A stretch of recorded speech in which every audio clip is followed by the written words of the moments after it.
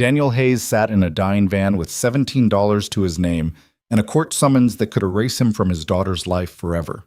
He had two choices: face the system that had already failed him, or disappear into the kind of silence that swallows men whole. Then a stranger with storm-gray eyes knocked on his window and asked if he was heading west. He said yes. That single word would unravel everything he thought he knew about survival, redemption, and what it means to stop running. If you're watching this, drop a like and comment with your city so I can see how far this story travels. Now let's begin. The apartment smelled like burnt coffee and broken promises. Daniel Hayes stood at the kitchen counter, staring at the eviction notice like it might change if he looked hard enough. 3 days, 72 hours to produce $1,200 he didn't have, or he'd be on the street again. He folded the paper in half, then in half again, creasing it with the kind of precision that came from having nothing else to control. Outside, the March wind rattled the window frames of the fourth-floor walk-up he'd been calling home for 8 months. The radiator clanked uselessly in the corner. The landlord had stopped fixing things around the time Daniel's check started bouncing. 32 years old. Electrician by trade when there was work. Single father when the court allowed it. Currently, broke, exhausted, and one bad decision away from losing the only thing that mattered: his daughter. Emma was 6. She had his dark hair and her mother's sharp mind and a laugh that could crack him wide open. He got her every other weekend, supervised visits only, because 18 months ago he'd made the mistake of being honest with a family court judge about his finances. Apparently, "I'm doing my best" wasn't good enough when your best included a string of late rent payments and a truck repossessed in a grocery store parking lot. The custody hearing was in 9 days. His ex-wife's lawyer had already made it clear, if Daniel couldn't demonstrate residential stability, Emma would stay with her mother full-time. Permanent custody. Supervised visits replaced with nothing at all if Vanessa decided he wasn't worth the hassle. He couldn't blame her. She'd remarried a tax attorney named Craig, who wore boat shoes without irony and owned a house with a yard. Emma had her own room there, painted yellow, with bookshelves Craig had installed himself. Daniel had seen the photos on Vanessa's Facebook. He'd studied them like evidence of his own inadequacy. What did he have to offer? A studio apartment he was about to lose, a 1998 Dodge van held together by rust and stubbornness, a phone with a cracked screen and a voicemail box full of messages from creditors. The eviction notice sat on the counter beside his keys. Daniel picked up both and walked out. The van started on the third try, coughing black smoke into the cold morning air. He sat behind the wheel, hands shaking, and tried to think.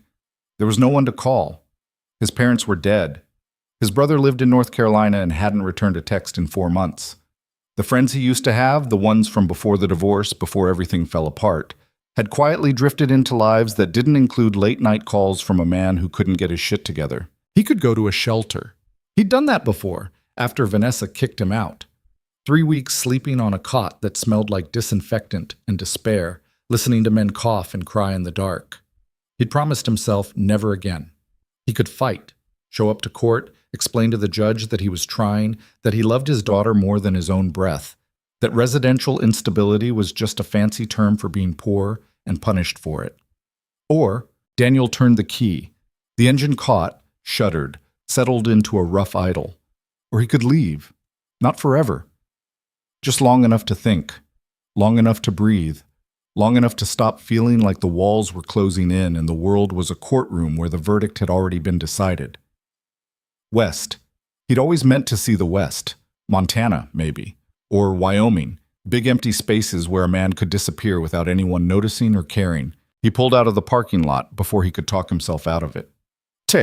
By noon, he was 200 miles from the city, driving through flat gray farmland under a sky the color of old concrete. The highway stretched ahead like a dare. He had half a tank of gas, $17 in his wallet, and a credit card that had been declined at a gas station 3 exits back. His phone buzzed. Vanessa. He let it ring, then buzzed again, a voicemail. He didn't listen. The van's heater worked intermittently, blasting hot air for 10 minutes before cutting out entirely. Daniel drove with his jacket zipped to his throat, hands tight on the wheel, mind a blank hum of white noise. He wasn't thinking. Thinking was dangerous. Thinking led to turning around. At a rest stop just past the state line, he pulled in to use the bathroom and splashed cold water on his face. The mirror showed a man who looked older than 32. Stubble edging toward a beard, eyes bloodshot from 3 hours of sleep, a scar above his left eyebrow from a bar fight he barely remembered. He looked like his father. That was the worst part. The old man had died broke and bitter, worn down by a lifetime of work that never added up to enough. Daniel had sworn he'd be different. Turned out genetics were a hell of a thing. He bought a cup of burnt coffee with his last $5 and sat at a plastic table near the vending machines watching families come and go. A father hoisting a toddler onto his shoulders, a mother wiping a smudge of ketchup off a little girl's cheek. People who'd figured out the trick Daniel had missed, how to hold on. He checked his phone. Another missed call. This time, his lawyer. He powered it off. Back in the parking lot, he stood beside the van and stared at the highway. The sun had dropped behind a bank of clouds, and the temperature was falling fast.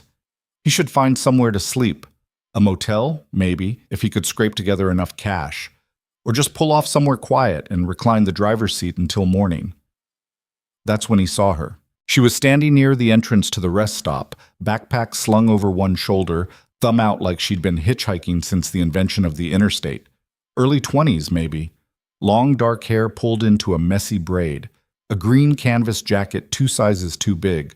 She wasn't looking at him. She was looking past him, at the road, at the western horizon, at something Daniel couldn't see. He should have kept walking. Instead, he stopped. She turned her head. Her eyes were gray, sharp, like she could see through the rust and desperation straight to whatever was left underneath. "You heading west?" she asked. Her voice was low, calm, like this was a normal question and not a gamble that could end a dozen different ways. Daniel hesitated. "Maybe. I need a ride. I'm not a taxi. I didn't ask for one." She adjusted the strap on her backpack. "I'm just asking if you're going west. If you are, I'd like to come along. If you're not, I'll wait for someone else." There was no pleading in her tone, no desperation, just a simple transaction offered without expectation. Daniel looked at her, really looked. She didn't seem scared, didn't seem high or drunk or running from the kind of trouble that followed people into rest stop bathrooms. She seemed tired and certain, like she'd already made up her mind and was just waiting for the world to catch up. "Why?" he asked. "Why what? Why do you need a ride? Why west? Why me?" She smiled just a little. "Does it matter?" "Yeah, it does." "Fair enough." She tilted her head, considering. "I'm leaving something behind. You look like you are too. Figured we might as well leave together." He should have said no.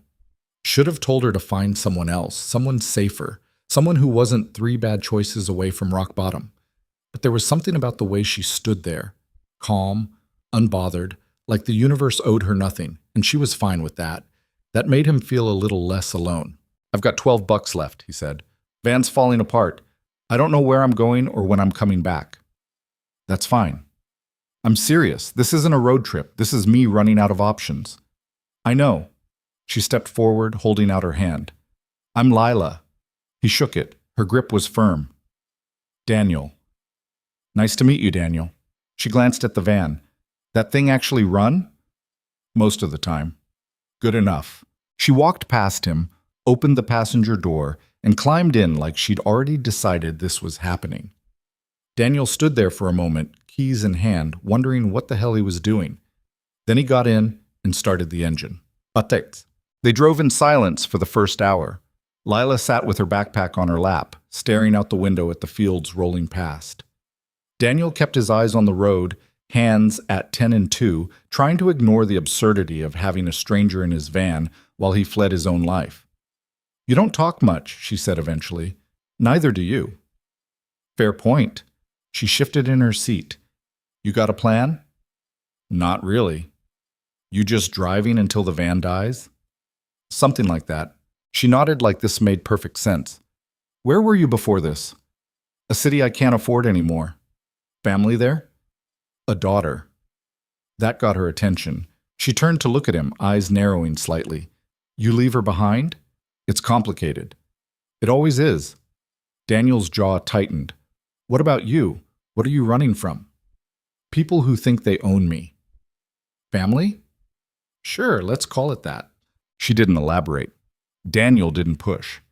They lapsed back into silence, the only sound the hum of the engine and the wind rattling the van's loose panels. Somewhere past the Iowa border, the sky opened up. Rain came in sheets, pounding the windshield faster than the wipers could clear it. Daniel slowed to 40, then 30, squinting through the deluge. The van hydroplaned once, tires skidding sideways before he corrected. Lila didn't flinch. "You always this calm?" he asked. "You always this tense?" "Yeah," she smiled. "Figures." He pulled off at the next exit, tires splashing through standing water, and found a gravel lot beside a shuttered diner. The rain hammered the roof like fists. Daniel killed the engine and exhaled. "We'll wait it out," he said. "Smart." They sat there, surrounded by noise and water, and for the first time since leaving, Daniel felt something other than panic. Not peace, not relief. Just a brief, fragile pause. "You hungry?" Lila asked. "Broke." She reached into her backpack and pulled out a granola bar. "Here." He hesitated. "I can't take it." He did. It tasted like cardboard and sugar, and it was the best thing he'd eaten in days. "Thanks," he said quietly. "Don't mention it." The rain drummed on. Outside, the world was dark and drowned. Inside, two strangers sat together and pretended they weren't both running from ghosts. By nightfall, they'd crossed into Nebraska. The rain had stopped, leaving the highway slick and black under a sky full of stars. Daniel's back ached from hours behind the wheel. His eyelids were heavy. He needed to stop, but stopping meant spending money he didn't have. Lila must have sensed it. "Pull over." "I'm fine." "You're about to pass out. Pull over." He found a rest area 10 miles down the road and parked beneath a flickering streetlight. The lot was empty except for a semi idling in the corner. Daniel reclined his seat and closed his eyes. "You plan to sleep in here all night?" Lila asked. "Unless you've got a better idea." "Not particularly." She pulled a blanket from her backpack, thin, worn, but clean, and draped it over her lap. Daniel watched her from the corner of his eye. She didn't seem bothered by the cold or the discomfort. She just settled in, arms crossed, and stared out at the stars. "You do this a lot?" he asked. "What?" "Hitchhike. Sleep in vans."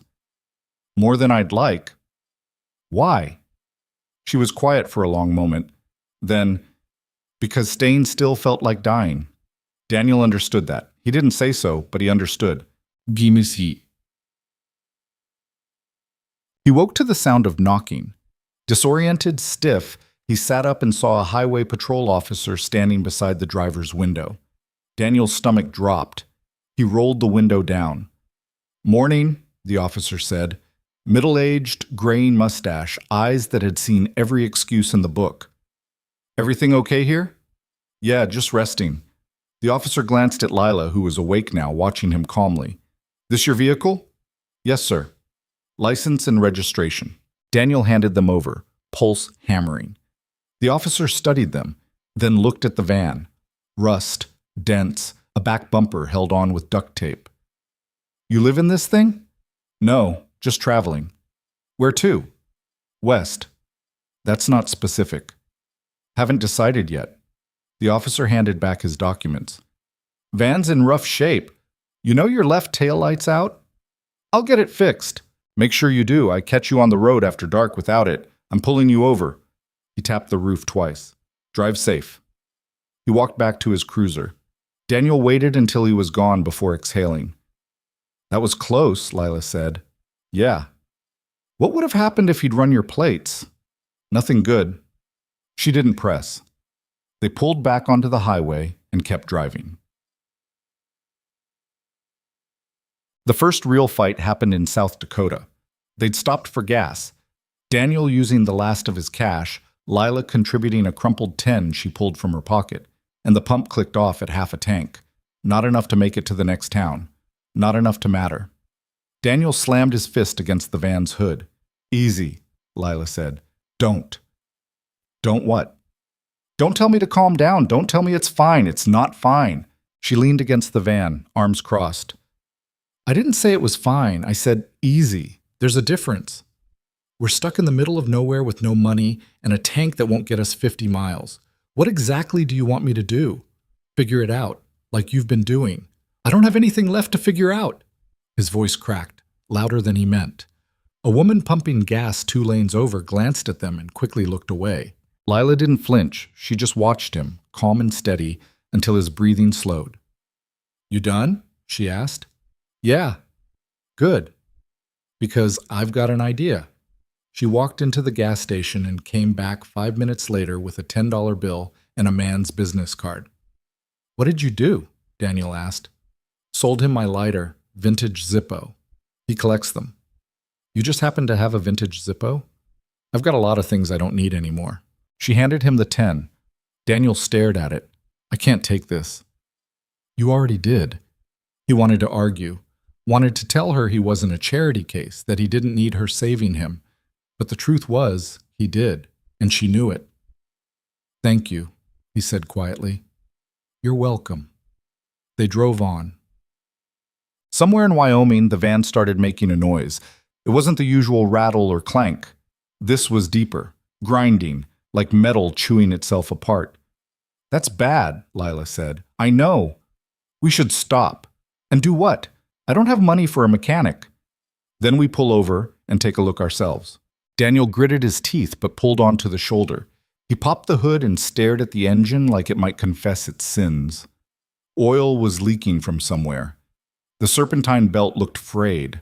The whole thing smelled like burning rubber. Lila peered over his shoulder. Can you fix it? Maybe. If I had parts and tools and time. How long? I don't know. A day? 2? She looked at the empty highway stretching in both directions. We're not making it 2 days out here. He knew she was right, but admitting it felt like surrendering. We could flag someone down, she suggested. Get a tow into the nearest town. With what money? I've still got a few things I can sell. Daniel turned to face her. Why are you doing this? Doing what?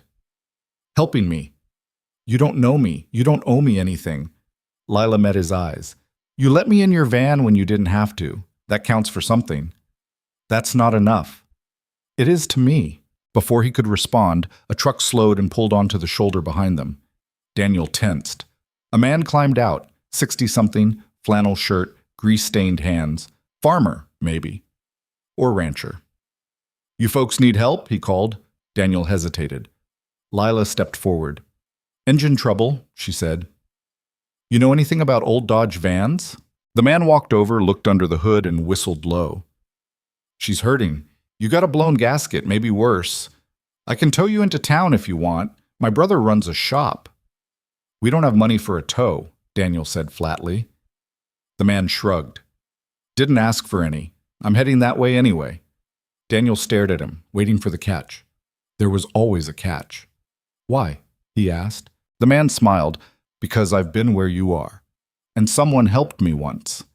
He stuck out his hand. Name's Earl. Daniel shook it. Daniel. Well, Daniel, let's get this thing moving. Earl's brother's shop was a cinder-block garage on the edge of a town so small it didn't have a stoplight. The mechanic, a younger, rounder version of Earl, took one look at the van and shook his head. She's done, he said. Can you fix her? Daniel asked. Sure, for about $1,500. Daniel's heart sank. I don't have that. The mechanic sighed. Look, I can patch the gasket and get you another 100 miles, maybe 2, but after that, you're gambling. How much for the patch? 200. Daniel looked at Lila. She pulled out her backpack and started rifling through it. She came up with a silver bracelet, a pocket watch, and a small leather-bound notebook.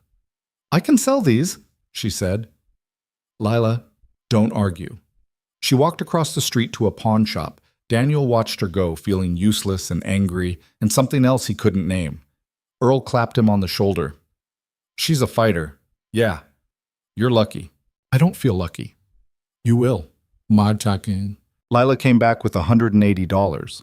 The mechanic did the work for $150 and told them to drive carefully. They got back on the road as the sun dipped below the mountains. Daniel drove in silence, gripping the wheel too tight, jaw clenched. Say it, Lila said.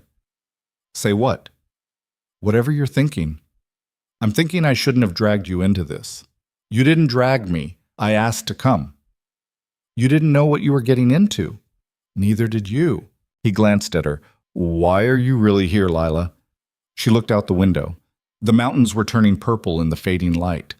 Because I needed to leave, she said quietly, and you needed someone to stay. Daniel didn't know what to say to that, so he just drove. That night, they camped beside a river. No money for a motel. No gas to keep driving. Just the van, a sky full of stars, and the sound of water moving over stones. Lila built a small fire from dead wood. Daniel sat on the bumper and watched the flames. You ever think about going back? She asked. Every minute. What stops you? Fear? He said it without thinking, then realized it was true. I'm afraid if I go back, I'll lose her for good. And if you don't go back, I lose her anyway. Lila poked the fire with a stick. Sounds like you're stuck either way. Yeah. So what's the point of running? Daniel didn't have an answer. She looked at him across the fire. You love her? More than anything. Then maybe running's not the answer. Then what is? Showing up. He wanted to believe that. Wanted to think that showing up, broken, empty-handed, barely holding on, would be enough. But he'd tried that before, and the world had made it very clear love didn't pay the rent. Love didn't prove stability. Love didn't win custody hearings. It's not that simple, he said. I know. They sat in silence. The fire crackled, the river whispered, and for the first time since leaving, Daniel let himself imagine a different ending. Not a happy one. Not a perfect one. Just one where he didn't give up. Tick. The next morning, Lila was gone.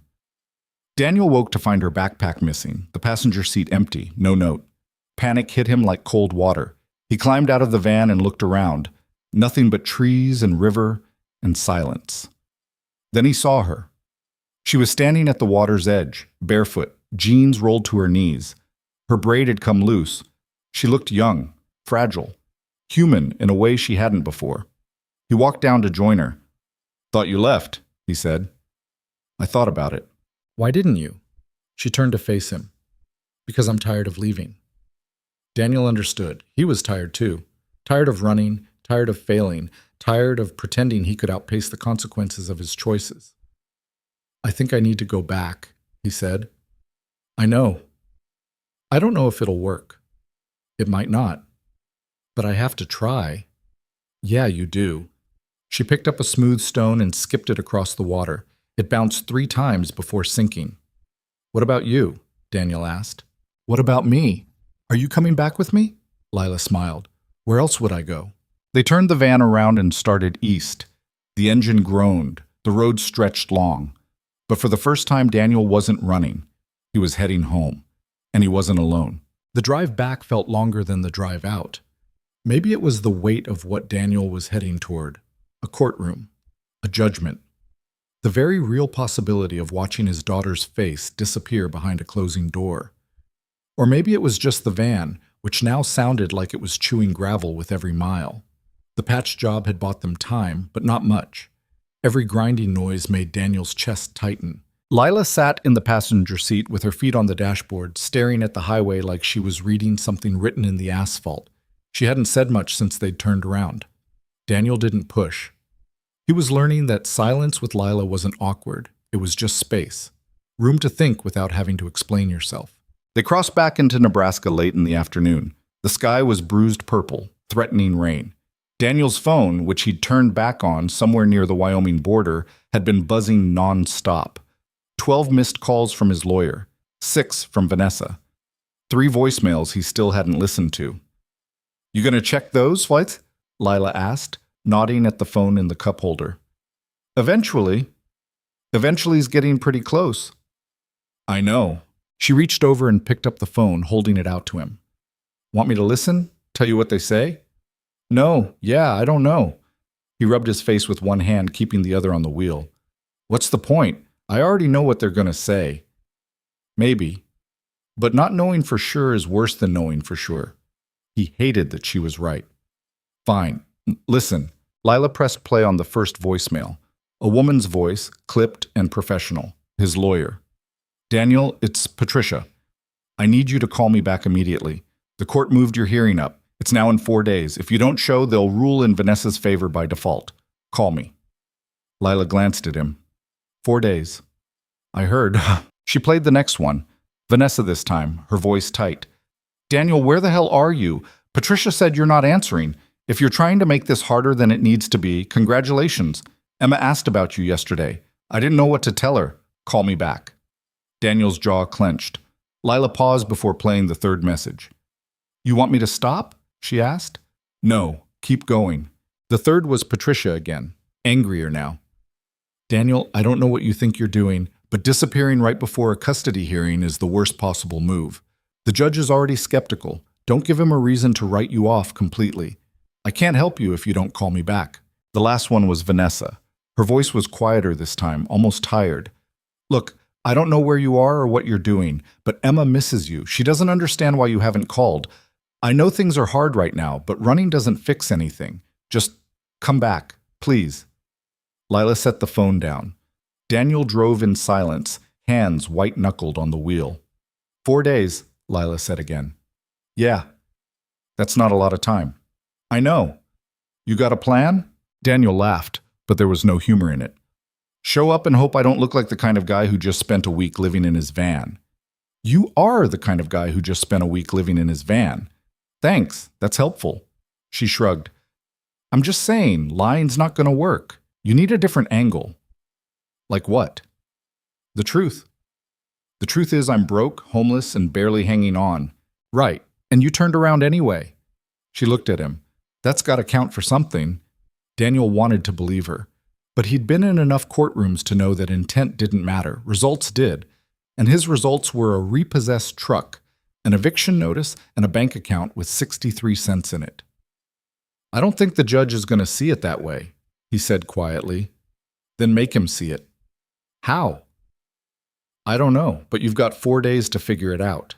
The rain started just after sunset, light at first, then heavier. Daniel pulled off at a rest stop and they waited it out in the van, listening to the water hammer the roof. Lila had fallen asleep with her head against the window, her breath fogging the glass. Daniel watched her for a moment, wondering who she'd been before this. Before the backpack and the hitchhiking and the running, she'd mentioned family, people who thought they owned her. But she'd never said more than that. He wanted to ask, but asking felt like crossing a line they'd both been careful to avoid. So he just sat there, listening to the rain, and tried not to think about what would happen in 4 days. By morning, they'd made it to Iowa. Daniel's back ached from sleeping in the driver's seat. His neck was stiff. His mouth tasted like stale coffee and regret. Lila woke up slowly, stretching, blinking at the gray light filtering through the windshield. Where are we? She asked, her voice rough with sleep. Iowa, maybe 3 hours from the city. She sat up, rubbing her eyes. You sleep at all? A little. Liar. He smiled despite himself. Yeah. They found a gas station with a bathroom and a vending machine. Daniel washed his face in the sink, staring at his reflection. He looked like hell. 2 weeks of stubble, bloodshot eyes, a man who'd run out of places to run. When he came out, Lila was leaning against the van with 2 cups of coffee and a pack of peanut butter crackers. Breakfast, she said, handing him a cup. Where'd you get the money? Found some change in the cup holder. That was for gas. We've got enough gas. You need coffee more. He wanted to argue, but the coffee was warm and bitter and exactly what he needed. They sat on the curb and ate the crackers in silence, watching semis roll in and out of the lot. You nervous? Lila asked. About the hearing? Yeah. Terrified. Good. He looked at her. Good? Means you care. If you weren't scared, I'd be worried. Daniel took a sip of coffee. What if I screw it up? What if I say the wrong thing or the judge doesn't believe me or Vanessa's lawyer tears me apart? Then you get back up and try again. That's easy to say. No, it's not. It's the hardest thing in the world. She crushed her empty coffee cup and tossed it toward a trash can. It bounced off the rim and landed on the ground. She got up, picked it up, and dropped it in properly. But it's the only thing that matters. They got back in the van and kept driving. The city appeared on the horizon just after noon, a skyline of glass and concrete rising out of the flatland like a broken promise. Daniel's chest tightened. He hadn't been gone long, barely 2 weeks, but it felt like years. Everything looked smaller somehow, dirtier, more crowded. "Where to?" Lila asked. "I don't know. I got evicted, remember?" "Right. So where are you staying?" "I haven't thought that far ahead." "Daniel, I know, okay? I know." He ran a hand through his hair. "I'll figure it out." "You got friends here? Someone who'd let you crash?" "Not really." "Family?" "Dead or useless." She was quiet for a moment, then, "What about a shelter?" "I'd rather sleep in the van." "You can't show up to court looking like you're homeless." "I am homeless." "I know. But the judge doesn't need to." Daniel hated that she was right. Again. They drove through the city, past streets Daniel used to know, past buildings he'd worked in, past the park where he used to take Emma on Saturdays. Everything felt familiar and foreign at the same time, like a memory that didn't quite fit. He pulled into the parking lot of a public library and killed the engine. "What are we doing here?" Lila asked. "Thinking." "About what?" "How to not look like a disaster in 4 days." Lila got out and stretched. Daniel followed. Inside the library, it was warm and quiet and smelled like old paper. They found a corner table near the back and Daniel pulled out his phone. He stared at Patricia's number for a long time before finally pressing call. She answered on the second ring. "Where the hell have you been?" "Driving." "Driving where?" "West. It doesn't matter. I'm back now." There was a long pause. "You have 4 days, Daniel. 4. Do you understand what that means? If you don't show up looking like you have your life together, you're done. No more weekends, no more supervised visits, nothing." "I know." "Do you? Because you just disappeared for 2 weeks without a word. That's not the behavior of someone who's taking this seriously. I am taking this seriously." "Then prove it. Get a place to stay. Get cleaned up. Get a job, or at least make it look like you're trying to get one. And for the love of everything, do not tell the judge you've been living in your van." "What do I tell him?" "That you've been staying with a friend, that you've been looking for work, that you're stable and ready to be a father." "That's a lie. It's a strategy. There's a difference." Her voice softened, just slightly. "Look, I know this is hard, but the court doesn't care about hard.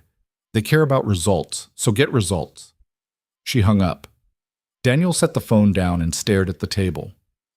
"What'd she say?" Lila asked. "That I need to stop looking like a mess."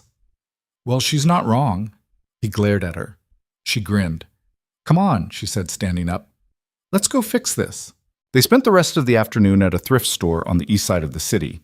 Lila picked out a button-down shirt, a pair of khakis, and a tie that didn't look too dated. Daniel tried them on in the cramped fitting room, staring at himself in the mirror. He looked like someone pretending to be an adult. "Better," Lila said when he came out. "I look ridiculous." "You look employable. That's what matters." She paid for the clothes with money Daniel didn't ask about. They left the store and walked down the street, past storefronts and bus stops, and people who didn't look at them twice. "You know what you're going to say?" Lila asked. "To the judge?" "Yeah." "Not yet." "You've got 4 days." "I know." "So start thinking." That night, they slept in the van behind a grocery store. Daniel lay in the driver's seat, staring at the ceiling, running through speeches in his head. Every version sounded desperate. Every version sounded like begging. Maybe that's what it was. Lila shifted in the passenger seat. "You awake?" "Yeah." "Can I ask you something?" "Sure." "Why'd you leave?" "Really?" Daniel was quiet for a long time. "Because I was afraid if I stayed, I'd have to watch everything fall apart in slow motion, and I couldn't do that." "But you came back." "Yeah." "Why?" "Because leaving didn't fix anything. It just made it worse." She nodded in the dark. "That's what you tell the judge." "What?" "That you left because you were scared. That you came back because you realized running doesn't work. That you're ready to fight." "You think that'll be enough?" "I don't know. But it's the truth. And the truth's better than nothing." The hearing was on a Thursday. Daniel spent the 3 days leading up to it trying to look like someone who had his life together. He showered at a truck stop, shaved in a gas station bathroom, ironed his thrift store shirt in the library parking lot using a travel iron Lila had bought for $6. On Wednesday night, he called Vanessa. She picked up immediately. Daniel? Yeah, it's me. Where have you been? Away. But I'm back now. Emma's been asking about you. His throat tightened. I know. I'm sorry. Sorry doesn't help. I know that too. There was a long pause. Are you going to show up tomorrow? Yes. Are you going to be okay? I don't know. That's honest, at least. She sighed. Look, I don't want to take her away from you, but I can't keep doing this. She needs stability. She needs to know you're not going to disappear. I'm not going to disappear. You already did. I came back. This time. What about next time?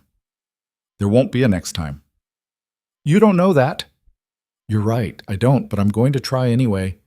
Vanessa was quiet. Then, good luck tomorrow. She hung up.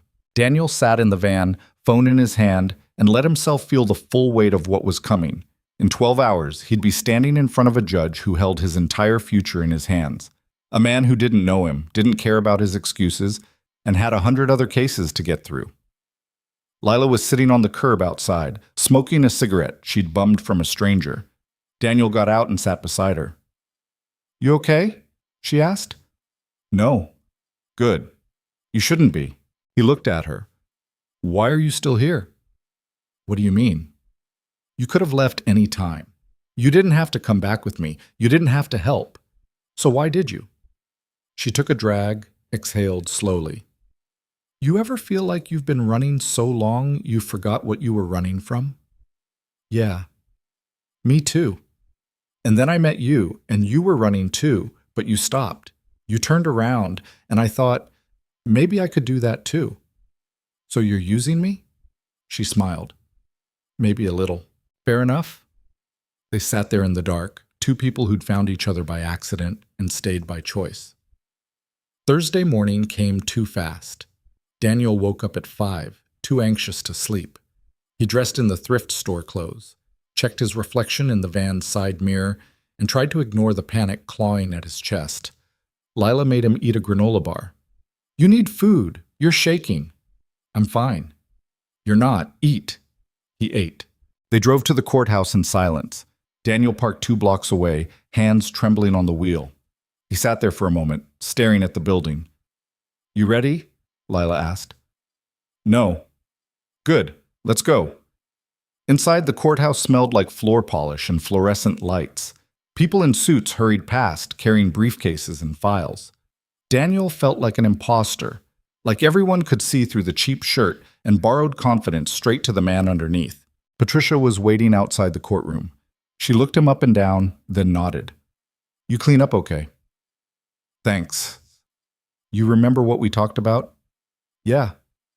Don't volunteer information. Answer the questions. Be respectful. And whatever you do, don't lose your temper. Got it. She glanced at Lila. Who's this? A friend, Daniel said. Patricia raised an eyebrow but didn't push. Fine. She can wait outside. Lila squeezed Daniel's arm.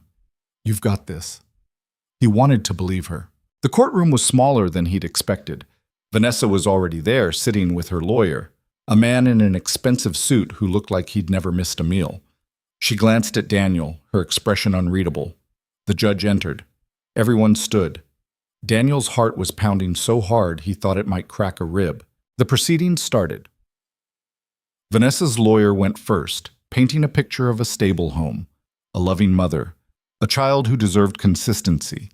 He mentioned Daniel's eviction, his disappearance, his lack of steady employment. Every word landed like a punch. Then it was Patricia's turn. She talked about Daniel's love for his daughter, his willingness to fight, his commitment to being present. She didn't mention the van. She didn't mention the 2 weeks spent running. She framed everything in the best possible light. Finally, the judge looked at Daniel. Mr. Hayes, I'd like to hear from you. Daniel stood. His mouth was dry. His hands were shaking. Your Honor, I know I've made mistakes. A lot of them. I lost my job. I lost my apartment. I ran when I should have stayed. But I came back. Because my daughter is the only thing that matters. And I know I'm not perfect. I know I don't have much to offer right now, but I'm trying, and I'm not going to stop trying. The judge studied him for a long moment. Mr. Hayes, trying is admirable, but this court needs more than good intentions. What assurances can you give me that you won't disappear again? Daniel took a breath. I can't promise I won't mess up. I can't promise everything's going to be easy, but I can promise I'll show up every time, no matter what. The judge made a note. We'll take a brief recess.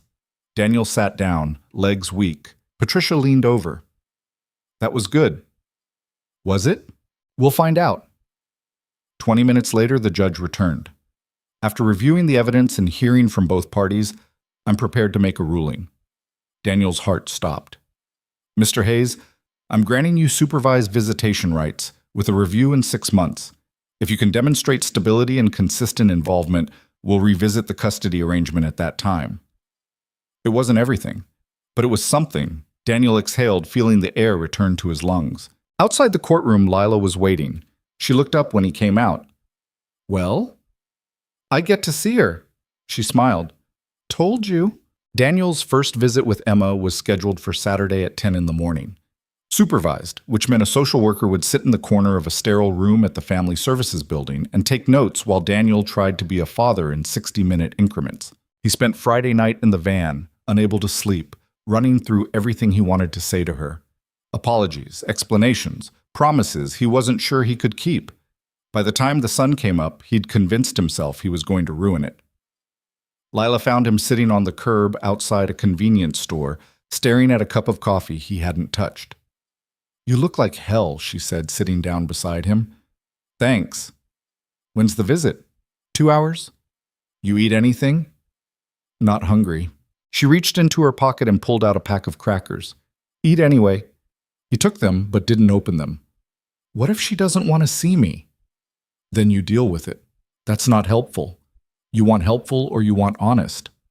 I don't know, Lila sighed. Look, I don't know your kid, but if she's anything like you, she's probably just as scared as you are.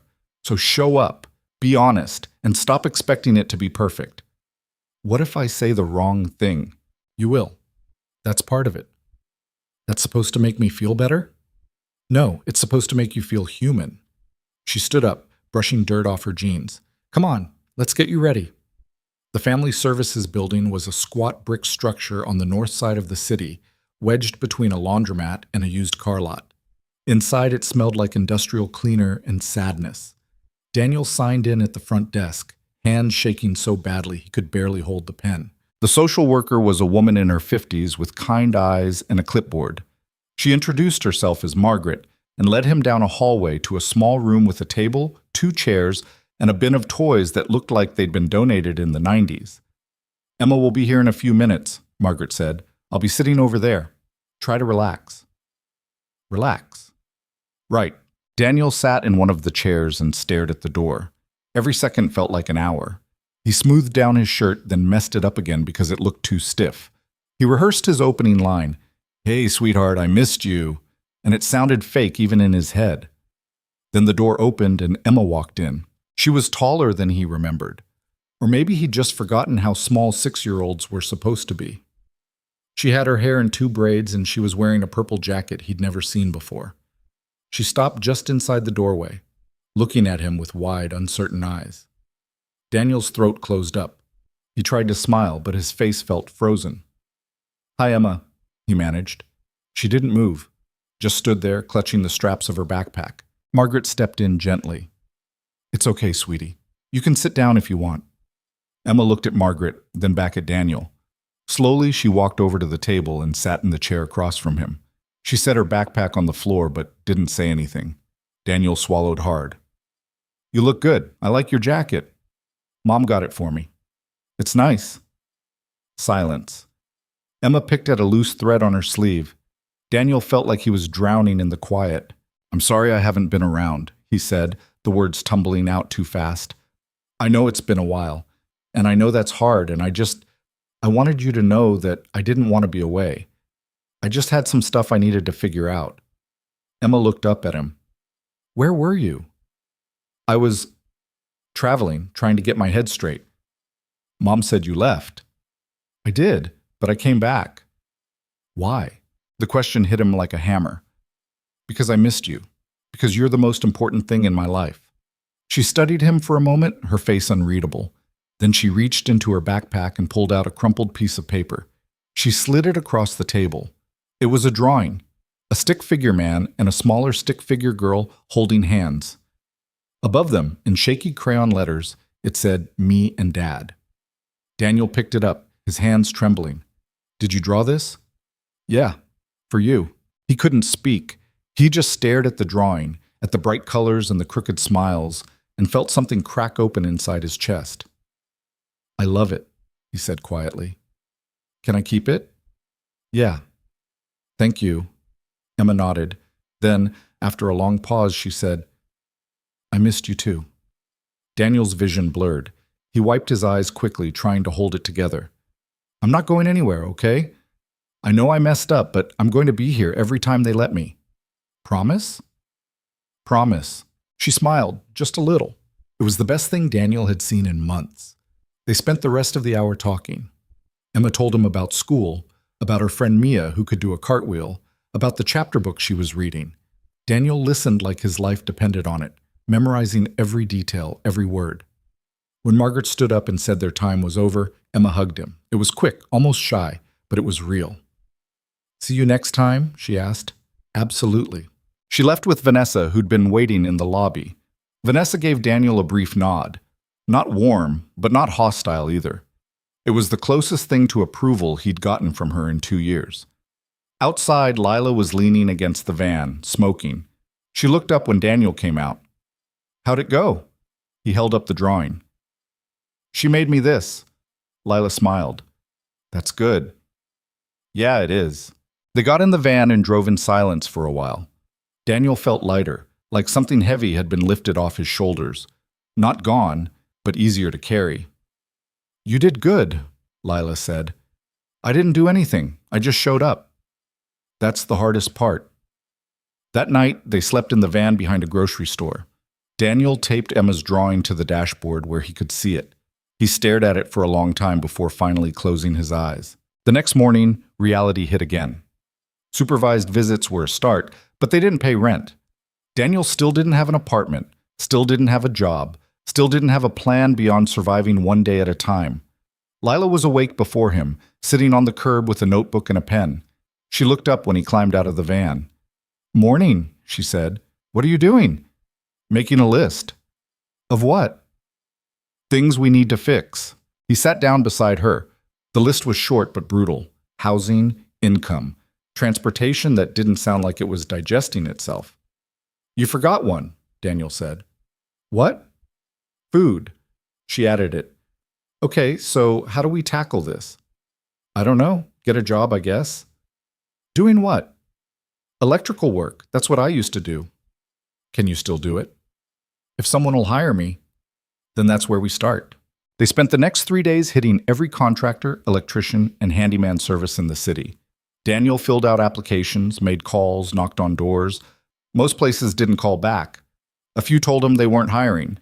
One guy looked at the van Daniel had pulled up in and said, "Come back when you've got reliable transportation." It was humiliating. Every rejection felt like proof that he was stuck, that no matter how hard he tried, he'd never climb out of the hole he'd dug. But Lila didn't let him quit. Every morning, she handed him a list of new places to try. Every night, she sat with him while he vented his frustration into the dark. "Why are you doing this?" he asked one night. "Doing what?" "Staying, helping. You don't owe me anything." "I know." "So why?" She was quiet for a moment. "Because I've been where you are." And no one stayed. Daniel wanted to ask what she meant, but something in her tone told him not to push. On the 4th day, he got a call back. A small contracting company on the south side needed someone for a short-term gig, rewiring a commercial kitchen. It wasn't steady work, but it was something. "When can you start?" the foreman asked. "Tomorrow." "You got tools?" Daniel hesitated. His tools had been in the truck when it got repossessed. "I can get them." "Make sure you do. I need someone who knows what they're doing, not someone I have to babysit." "I know what I'm doing." "Good. See you at 7." Daniel hung up and stared at the phone. Then he turned to Lila. I got a job. That's great. I need tools. How much? A basic kit? Maybe $200.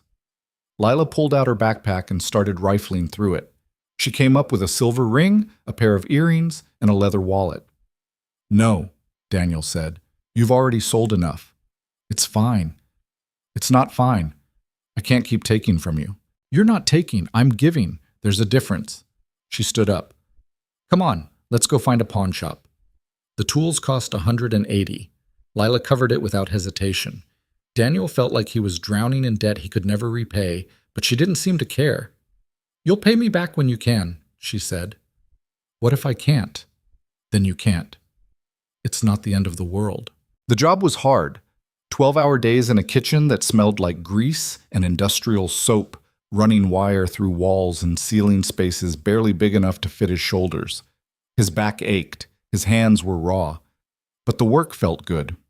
Real. Like he was building something instead of just surviving. The foreman, a grizzled guy named Rick, didn't talk much, but he knew his trade. He watched Daniel work for the first few hours, then nodded. You're not bad, Rick said. Thanks. You looking for steady work, or just this gig? Steady, if you've got it, Rick grunted. I might. Finish this job without screwing it up, and we'll talk. Daniel finished the job in 3 days. Rick offered him another one, then another. By the end of the month, Daniel was working 5 days a week, pulling in enough to start saving. It wasn't much, but it was a start. With steady income, the next problem was housing. Daniel couldn't keep living in the van, not if he wanted the court to take him seriously. He needed an address, a mailbox, something that screamed stability. Lila helped him search. They scoured Craigslist, drove through neighborhoods, looked at apartments that ranged from overpriced to outright unlivable. Most landlords wanted first and last month's rent plus a deposit. Daniel didn't have that kind of money yet. Then Lila found a listing for a room in a shared house, $300 a month, utilities included, no deposit required. It was on the east side, in a neighborhood that had seen better days, but the landlord, a retired teacher named Mrs. Kovacs, seemed more interested in finding someone reliable than someone wealthy. You work?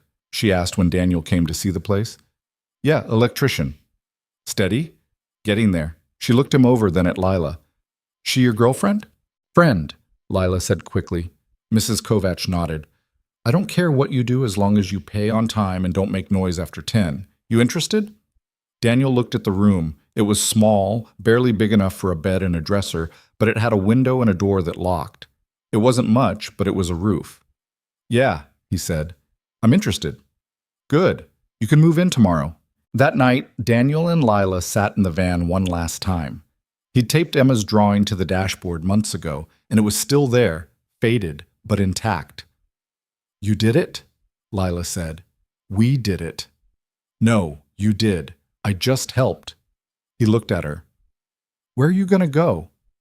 I don't know yet. You could stay. Mrs. Kovacs said the couch in the common area is up for grabs if someone needs it.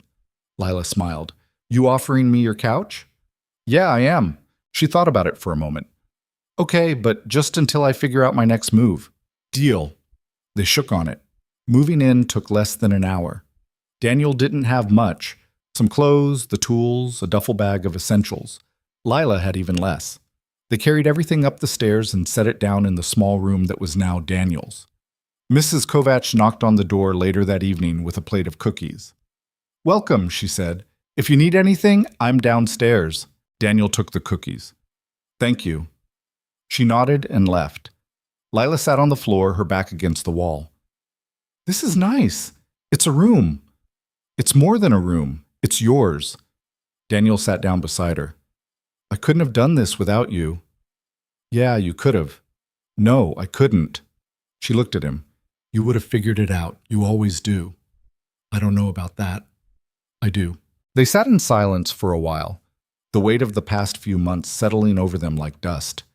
Daniel thought about how far he'd come, from a man running west with nothing to someone with a job and a room and a chance. It wasn't perfect. It wasn't even close. But it was progress. The following Saturday, Daniel had another visit with Emma. This time, she ran to him when she saw him, wrapping her arms around his waist. Dad! He hugged her tight, feeling something inside him break and heal at the same time. Hey, sweetheart. I brought you something. She pulled a folded piece of paper from her pocket. Another drawing. This one showed a house with flowers and a rainbow. That's beautiful, he said. That's where you live now, right? In a house? Yeah, I do. Can I see it sometime? Daniel's throat tightened. Maybe. If your mom says it's okay.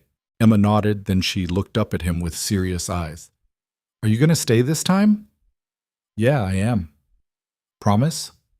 Promise. They spent the hour playing games and talking. Emma told him about a school project on dinosaurs, and Daniel listened like it was the most important thing in the world. When the visit ended, Emma hugged him again. I love you, Dad. I love you too, sweetheart. Vanessa picked her up, and as they left, she paused at the door. You're doing better, she said. Trying to. Keep it up. It was the closest thing to encouragement Daniel had gotten from her in years. Outside, Lila was waiting. She looked up when he came out. Good visit? Yeah, really good. That's 2 in a row. Yeah, she smiled. You're getting the hang of this. That night, Daniel sat in his room and stared at the 2 drawings Emma had given him. He'd taped them to the wall above his bed. They were crooked and imperfect, but they were proof that someone believed in him. Lila knocked on the door. You awake? Yeah, come in. She sat on the edge of the bed. I've been thinking. About what? About what we talked about before. Helping people like you. What do you mean? People who are trying to fight for their kids but don't have the resources. What if we did something about that? Daniel frowned. Like what? I don't know. A support group maybe, or a resource network? Something to help parents who are stuck in the same place you were. I'm not exactly qualified to help anyone. You're more qualified than you think. You fought for your kid and won. That's more than most people can say. He thought about it. The idea felt too big, too ambitious. But there was something about it that made sense. How would it even work? We start small. Maybe just a meeting once a week. Share resources, give advice, help people navigate the system. Who's going to come to that? People who need it. Trust me, they're out there. Daniel wasn't convinced, but he didn't dismiss it either. I'll think about it. That's all I'm asking. Over the next few weeks, the idea kept nagging at him. He started noticing things, parents at the family services building who looked lost, people in online forums asking desperate questions about custody battles, men sitting alone in parking lots with the same hollow look Daniel had worn not long ago. Lila was right. They were everywhere. So one night, he and Lila made a flyer. Nothing fancy, just a simple notice about a support group for parents fighting for custody. They posted it at the family services building, at coffee shops, at the library. The first meeting, held in the common room of Mrs. Kovach's house, had 3 people show up. A single mom named Carla, who worked 2 jobs and couldn't afford a lawyer. A dad named Marcus, whose ex had moved across the state with his son. A grandmother named Ruth, who was raising her grandson after her daughter overdosed. They sat in a circle and shared their stories. Daniel listened, recognizing pieces of himself in every word. When it was his turn to talk, he told them about the van, the eviction, the court hearing. He didn't sugarcoat it. I'm not going to lie to you, he said. This is hard. It's going to stay hard, but showing up matters. Fighting matters. And you don't have to do it alone. Carla wiped her eyes. How did you do it? How did you keep going? Daniel glanced at Lila. I had help, and I stopped running. The meetings grew. 4 people became 6, then 10. They shared tips on finding affordable lawyers, navigating family court, staying sane in the middle of the chaos. It wasn't much, but it was something. And for the first time in a long time, Daniel felt like he was building something that mattered. 3 months in, the support group had become something Daniel hadn't expected. A community. Not a perfect one. Not some idealized version where everyone got along and problems solved themselves, but a messy, real collection of people who showed up for each other when it mattered. Marcus, the dad whose son had been moved across state lines, finally scraped together enough for a lawyer. Ruth convinced her daughter to go to rehab, though she relapsed twice before it stuck. Carla lost her custody case but won supervised visitation, which wasn't what she wanted but was better than nothing. They celebrated the wins and sat through the losses, and nobody pretended it was easy. Daniel found himself in a strange new role. someone people looked to for answers he didn't always have. It made him uncomfortable. He wasn't a counselor or a lawyer or anyone qualified to tell people how to live their lives. But Lila kept reminding him that experience counted for something. "You don't need a degree to help," she said one night after a particularly rough meeting where a guy named TJ broke down crying about losing his daughter to his ex's new husband. "You just need to have been through it. That doesn't mean I know what to tell him. You don't have to tell him anything, just listen." Daniel was learning that listening was harder than talking. It meant sitting with other people's pain and not trying to fix it, not offering hollow reassurances, just being present while they worked through the wreckage of their own lives. The van finally died in early June. Daniel had been driving back from a job site when the engine made a sound like a gunshot and smoke poured from under the hood. He coasted to the shoulder, killed the ignition, and sat there for a moment in the sudden silence. Lila, who'd been riding shotgun, looked at him. "Well, that's that. Yeah. You gonna miss it?" Daniel glanced around the interior, the cracked dashboard, the duct-taped upholstery, Emma's drawing still taped above the steering wheel. "Yeah, I am." They got out and stood on the side of the highway while cars blew past. The van looked smaller now, more pathetic, just a hunk of metal that had somehow carried them through the worst of it. "What do we do with it?" Lila asked. "Scrap it, I guess. Might get $100 if we're lucky." "You need $100? "Always." She smiled. "Then let's scrap it." They called a tow truck and watched the van get hauled away. Daniel felt a strange ache in his chest, like saying goodbye to something that had kept him alive when nothing else could. That night, he used the scrap money to buy a bicycle from a guy on Craigslist. It wasn't much. Rusted handlebars, squeaky brakes, a seat that felt like sitting on concrete, but it got him to work and back. Lila bought one too, a women's frame with a basket on the front. They looked ridiculous riding through the city together, two adults on bikes held together by rust and optimism. But it worked. The 6-month review hearing was scheduled for mid-July. Daniel had been dreading it and counting down to it in equal measure. This was his chance to prove he'd turned things around, to show the court he deserved more than supervised visits. Patricia laid it out plainly when they met a week before the hearing. "You've done well, stable housing, steady employment, consistent visitation. The court's going to see that. So I'll get shared custody." "Maybe. Depends on what Vanessa's lawyer argues and how the judge feels that day." That's not exactly reassuring. "It's realistic. You've come a long way, Daniel, but the court moves slowly. Don't expect everything to change overnight." Daniel nodded, but the uncertainty gnawed at him. He'd done everything right, or as right as he could manage, and it still might not be enough. Lila found him that night sitting on the front steps of Mrs. Kovich's house, staring at nothing. "You okay?" she asked, sitting down beside him. "I don't know. What if the judge says no?" "Then you keep going." "For how long?" "As long as it takes." He turned to look at her. "You ever get tired of being the optimistic one?" "Every day." "Then why do you keep doing it?" She was quiet for a moment, picking at a loose thread on her jeans. "Because someone has to, and you've got enough to worry about without me adding to it." "You don't have to carry that for me. I know. But I want to." Daniel didn't know what to say to that, so he just sat with her in the quiet while the city hummed around them. The hearing was on a Thursday morning, same courthouse, same sterile smell of floor polish and tension. Vanessa was there with her lawyer looking calm and professional.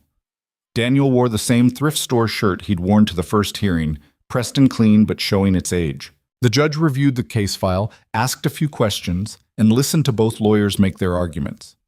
Vanessa's lawyer emphasized stability, Emma's school, her friends, the consistency of living in one place. Patricia countered with Daniel's progress, his commitment, the bond he'd rebuilt with his daughter. Then the judge looked at Daniel. "Mr. Hayes, how many visits have you had with your daughter since our last hearing?" 22, Your Honor. "And how many did you miss?" "None." The judge made a note. "Your employment situation has stabilized?" "Yes, sir. I've been working steady for 4 months." "And your housing?" "I'm renting a room. It's not much, but it's stable." The judge nodded slowly, then turned to Vanessa. "Ms. Hayes, how has your daughter responded to these visits?" Vanessa hesitated, then said, She looks forward to them. She talks about her dad more now. I think it's been good for her. The judge looked surprised. So did Daniel. You're not contesting the request for shared custody? The judge asked.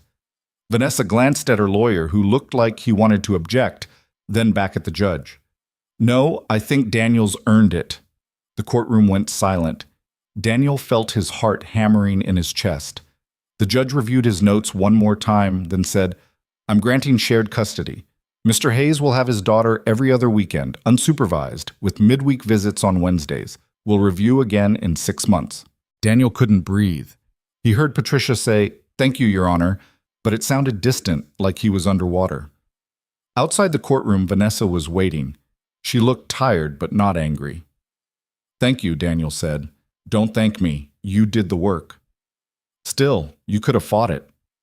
I know, but Emma deserves to have her dad in her life. And you've shown up. That matters.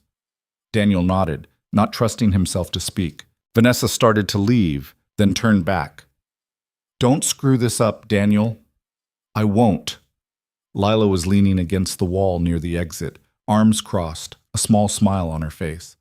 When Daniel walked over, she said, Well, I got her every other weekend. Damn right you did. They walked out into the summer heat, and for the first time in what felt like years, Daniel felt like he could breathe all the way in. His first unsupervised weekend with Emma was 2 weeks later. He picked her up Friday evening, and she climbed into the back seat of Rick's truck. Daniel had borrowed it for the weekend in exchange for helping Rick move a refrigerator. Where are we going? Emma asked, buckling her seatbelt. Wherever you want. Really? Really? She thought about it, then said, The park with the big swings. You got it. They spent the evening at the park. Emma swung so high Daniel thought she might launch into orbit, then ran to the slide and went down backwards, laughing the whole way. Daniel pushed her on the merry-go-round until he was dizzy, then sat on a bench and watched her play. This was what he'd been fighting for. Not some abstract idea of fatherhood, but this. Watching his daughter be a kid, hearing her laugh, being the person she ran to when she scraped her knee on the sidewalk. That night, Emma slept on the couch in Daniel's room. He'd borrowed blankets from Mrs. Kovach and made a little nest for her. She fell asleep halfway through a movie, curled up with a stuffed bear Vanessa had packed.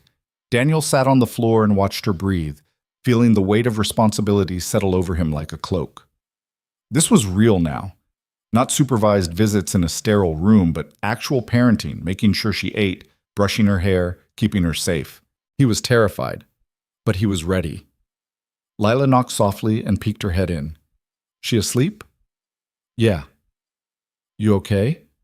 I think so. She smiled. You're doing good, Daniel. Thanks. She closed the door and Daniel sat there in the dark, listening to his daughter breathe. The support group kept growing. By August, they had nearly 20 regular attendees. Mrs. Kovach had started calling it Daniel's meetings, which made him uncomfortable, but he didn't correct her. One night, a woman named Angela showed up. She was in her early 30s, thin and twitchy, with the look of someone who hadn't slept in days. She sat in the back and didn't say anything for the first hour. When it came time for introductions, she stood up. My name's Angela. I lost custody of my kids 3 months ago. I'm trying to get them back, but I don't know where to start. What happened? Carla asked gently. Angela's hand shook. I had a problem. Pills. I got clean, but the court doesn't believe me. My ex has full custody, and he's talking about moving out of state. The room went quiet. Daniel knew that look. The desperation, the fear of losing everything that mattered. How long have you been clean? He asked. 92 days. That's good. That's a start. It doesn't feel like enough. It's not about enough. It's about showing up and proving you're serious. Daniel leaned forward. You got a lawyer? I can't afford one. There are legal aid services. We can help you find one. Angela's eyes filled with tears. Why would you help me? You don't even know me. Because someone helped me when I needed it, and because I know what it's like to feel like you're out of options. After the meeting, Lila pulled together a list of resources: legal aid clinics, addiction support groups, parenting classes that might help Angela's case. Angela took the list with shaking hands, thanked them both, and left. You think she'll make it? Lila asked. I don't know, but at least she's got a shot now. The weeks turned into months.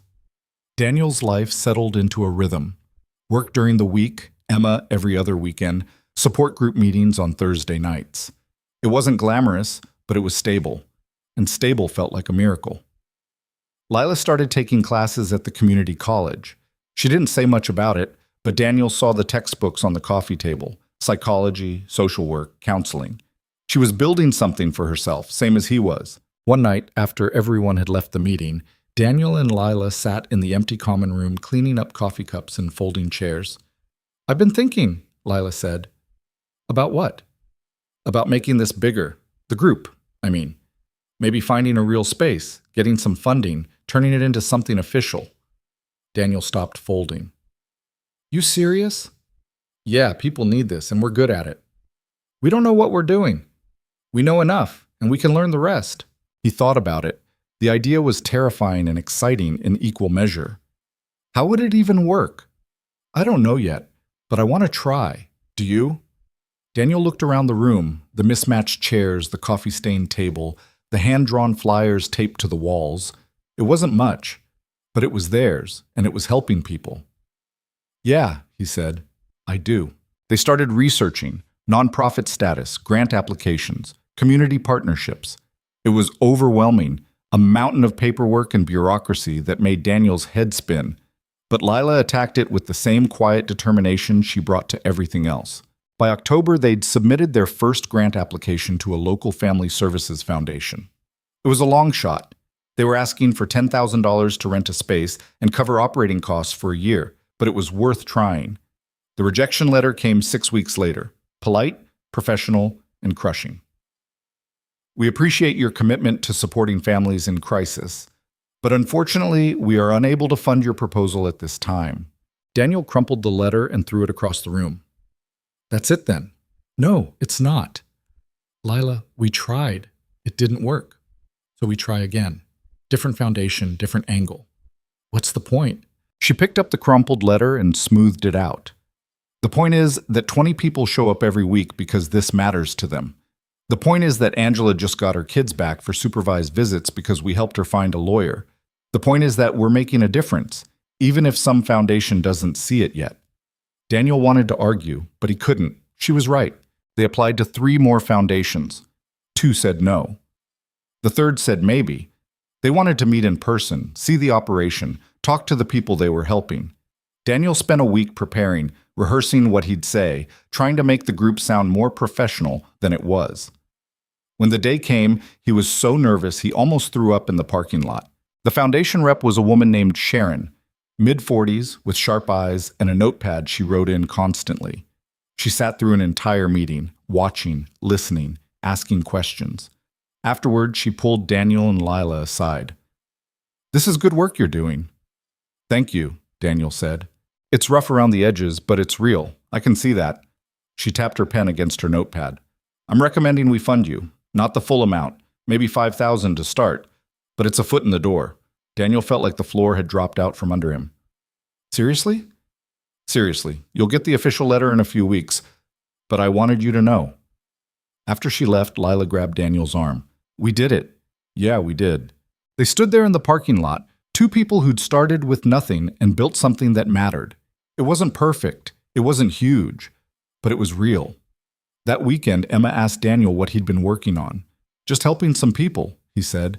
"What kind of people?" "Parents who are trying to be better, like me." Emma thought about that for a moment. "Are you better now?" "I'm trying to be." "I think you are." Daniel's throat tightened. "Thanks, sweetheart." She went back to coloring, and Daniel sat there watching her, feeling the full weight of how far he'd come. From a man running west in a dying van to someone his daughter believed in.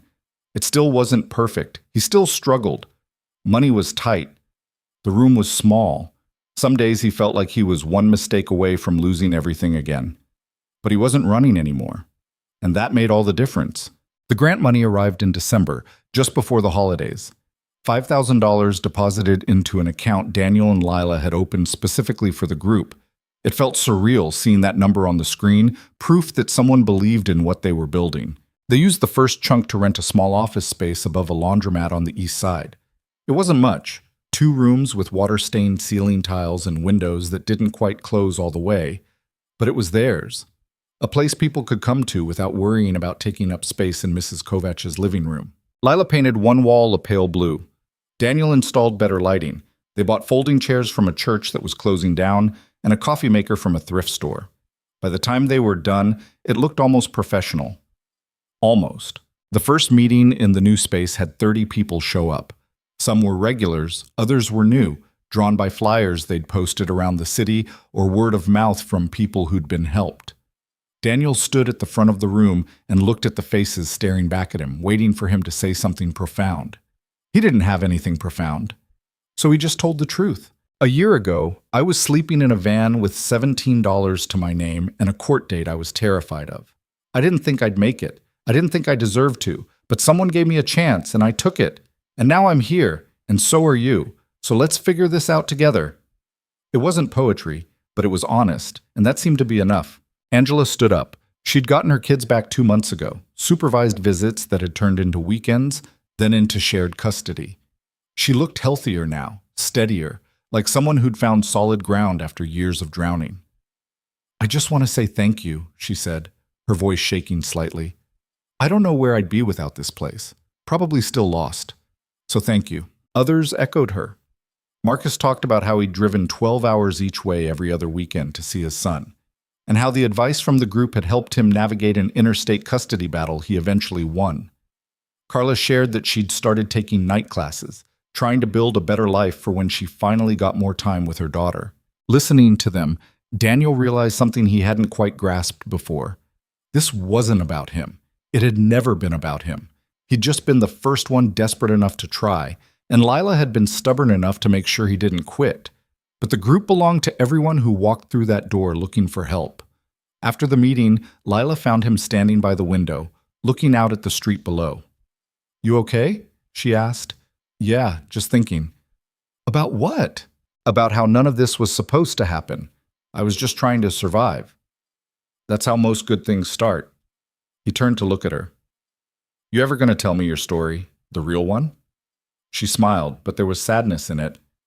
Maybe someday. Fair enough.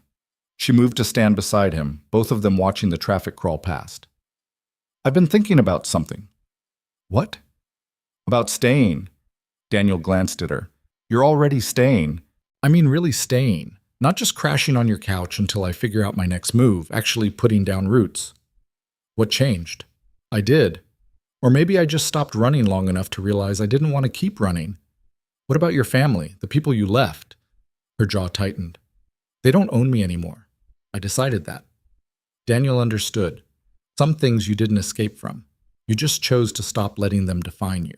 For what it's worth, he said, I'm glad you stayed. Me too. Emma's 7th birthday fell on a Saturday in January. Daniel had her for the weekend and he'd been planning for weeks. Nothing extravagant. He didn't have the money for that. But something special. Something that would show her she mattered. He picked her up Friday evening. She climbed into the truck. Daniel had saved up and bought a used pickup from Rick, who'd sold it to him at cost, with a backpack full of overnight things and a grin that made Daniel's chest ache. Where are we going? She asked. It's a surprise. I don't like surprises.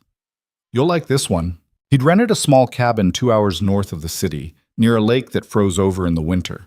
It was cheap in the off-season, and the owner had been willing to knock the price down even further when Daniel explained it was for his daughter's birthday. When they pulled up, Emma's eyes went wide. We're staying here? For the whole weekend. Just us? Just us. She ran inside before Daniel could even grab the bags. He found her in the bedroom, bouncing on the bed, laughing. Dad, this is so cool! He set the bags down and smiled. Yeah? Yeah. They spent the evening building a fire in the stone fireplace and roasting marshmallows that burned on the outside and stayed cold in the middle. Emma didn't care. She ate 3 of them, getting sticky sugar all over her face, and declared it the best dinner ever. That night they lay on the floor in front of the fire, wrapped in blankets, staring at the ceiling. Dad? Emma said. Yeah? Are you happy now? The question caught him off guard. What do you mean? Mom said you were sad for a long time, but you seem different now. Daniel thought about how to answer that. I was sad. I still am sometimes. But yeah, I'm happier now. Because of me? You're a big part of it. She rolled over to look at him. What's the other part? Figuring out that running away doesn't fix things, and that asking for help isn't the same as giving up. Emma nodded like she understood, even though Daniel wasn't sure a 7-year-old could fully grasp what he meant. But she'd asked, and he told her the truth. That felt important.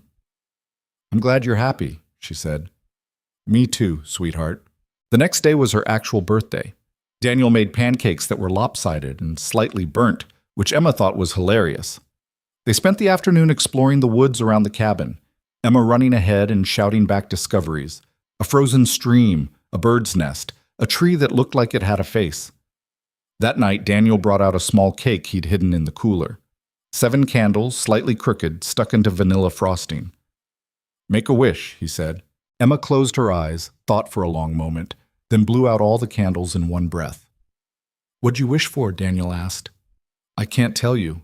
It won't come true. Fair enough. Later, after Emma had gone to bed, Daniel sat by the fire and thought about wishes.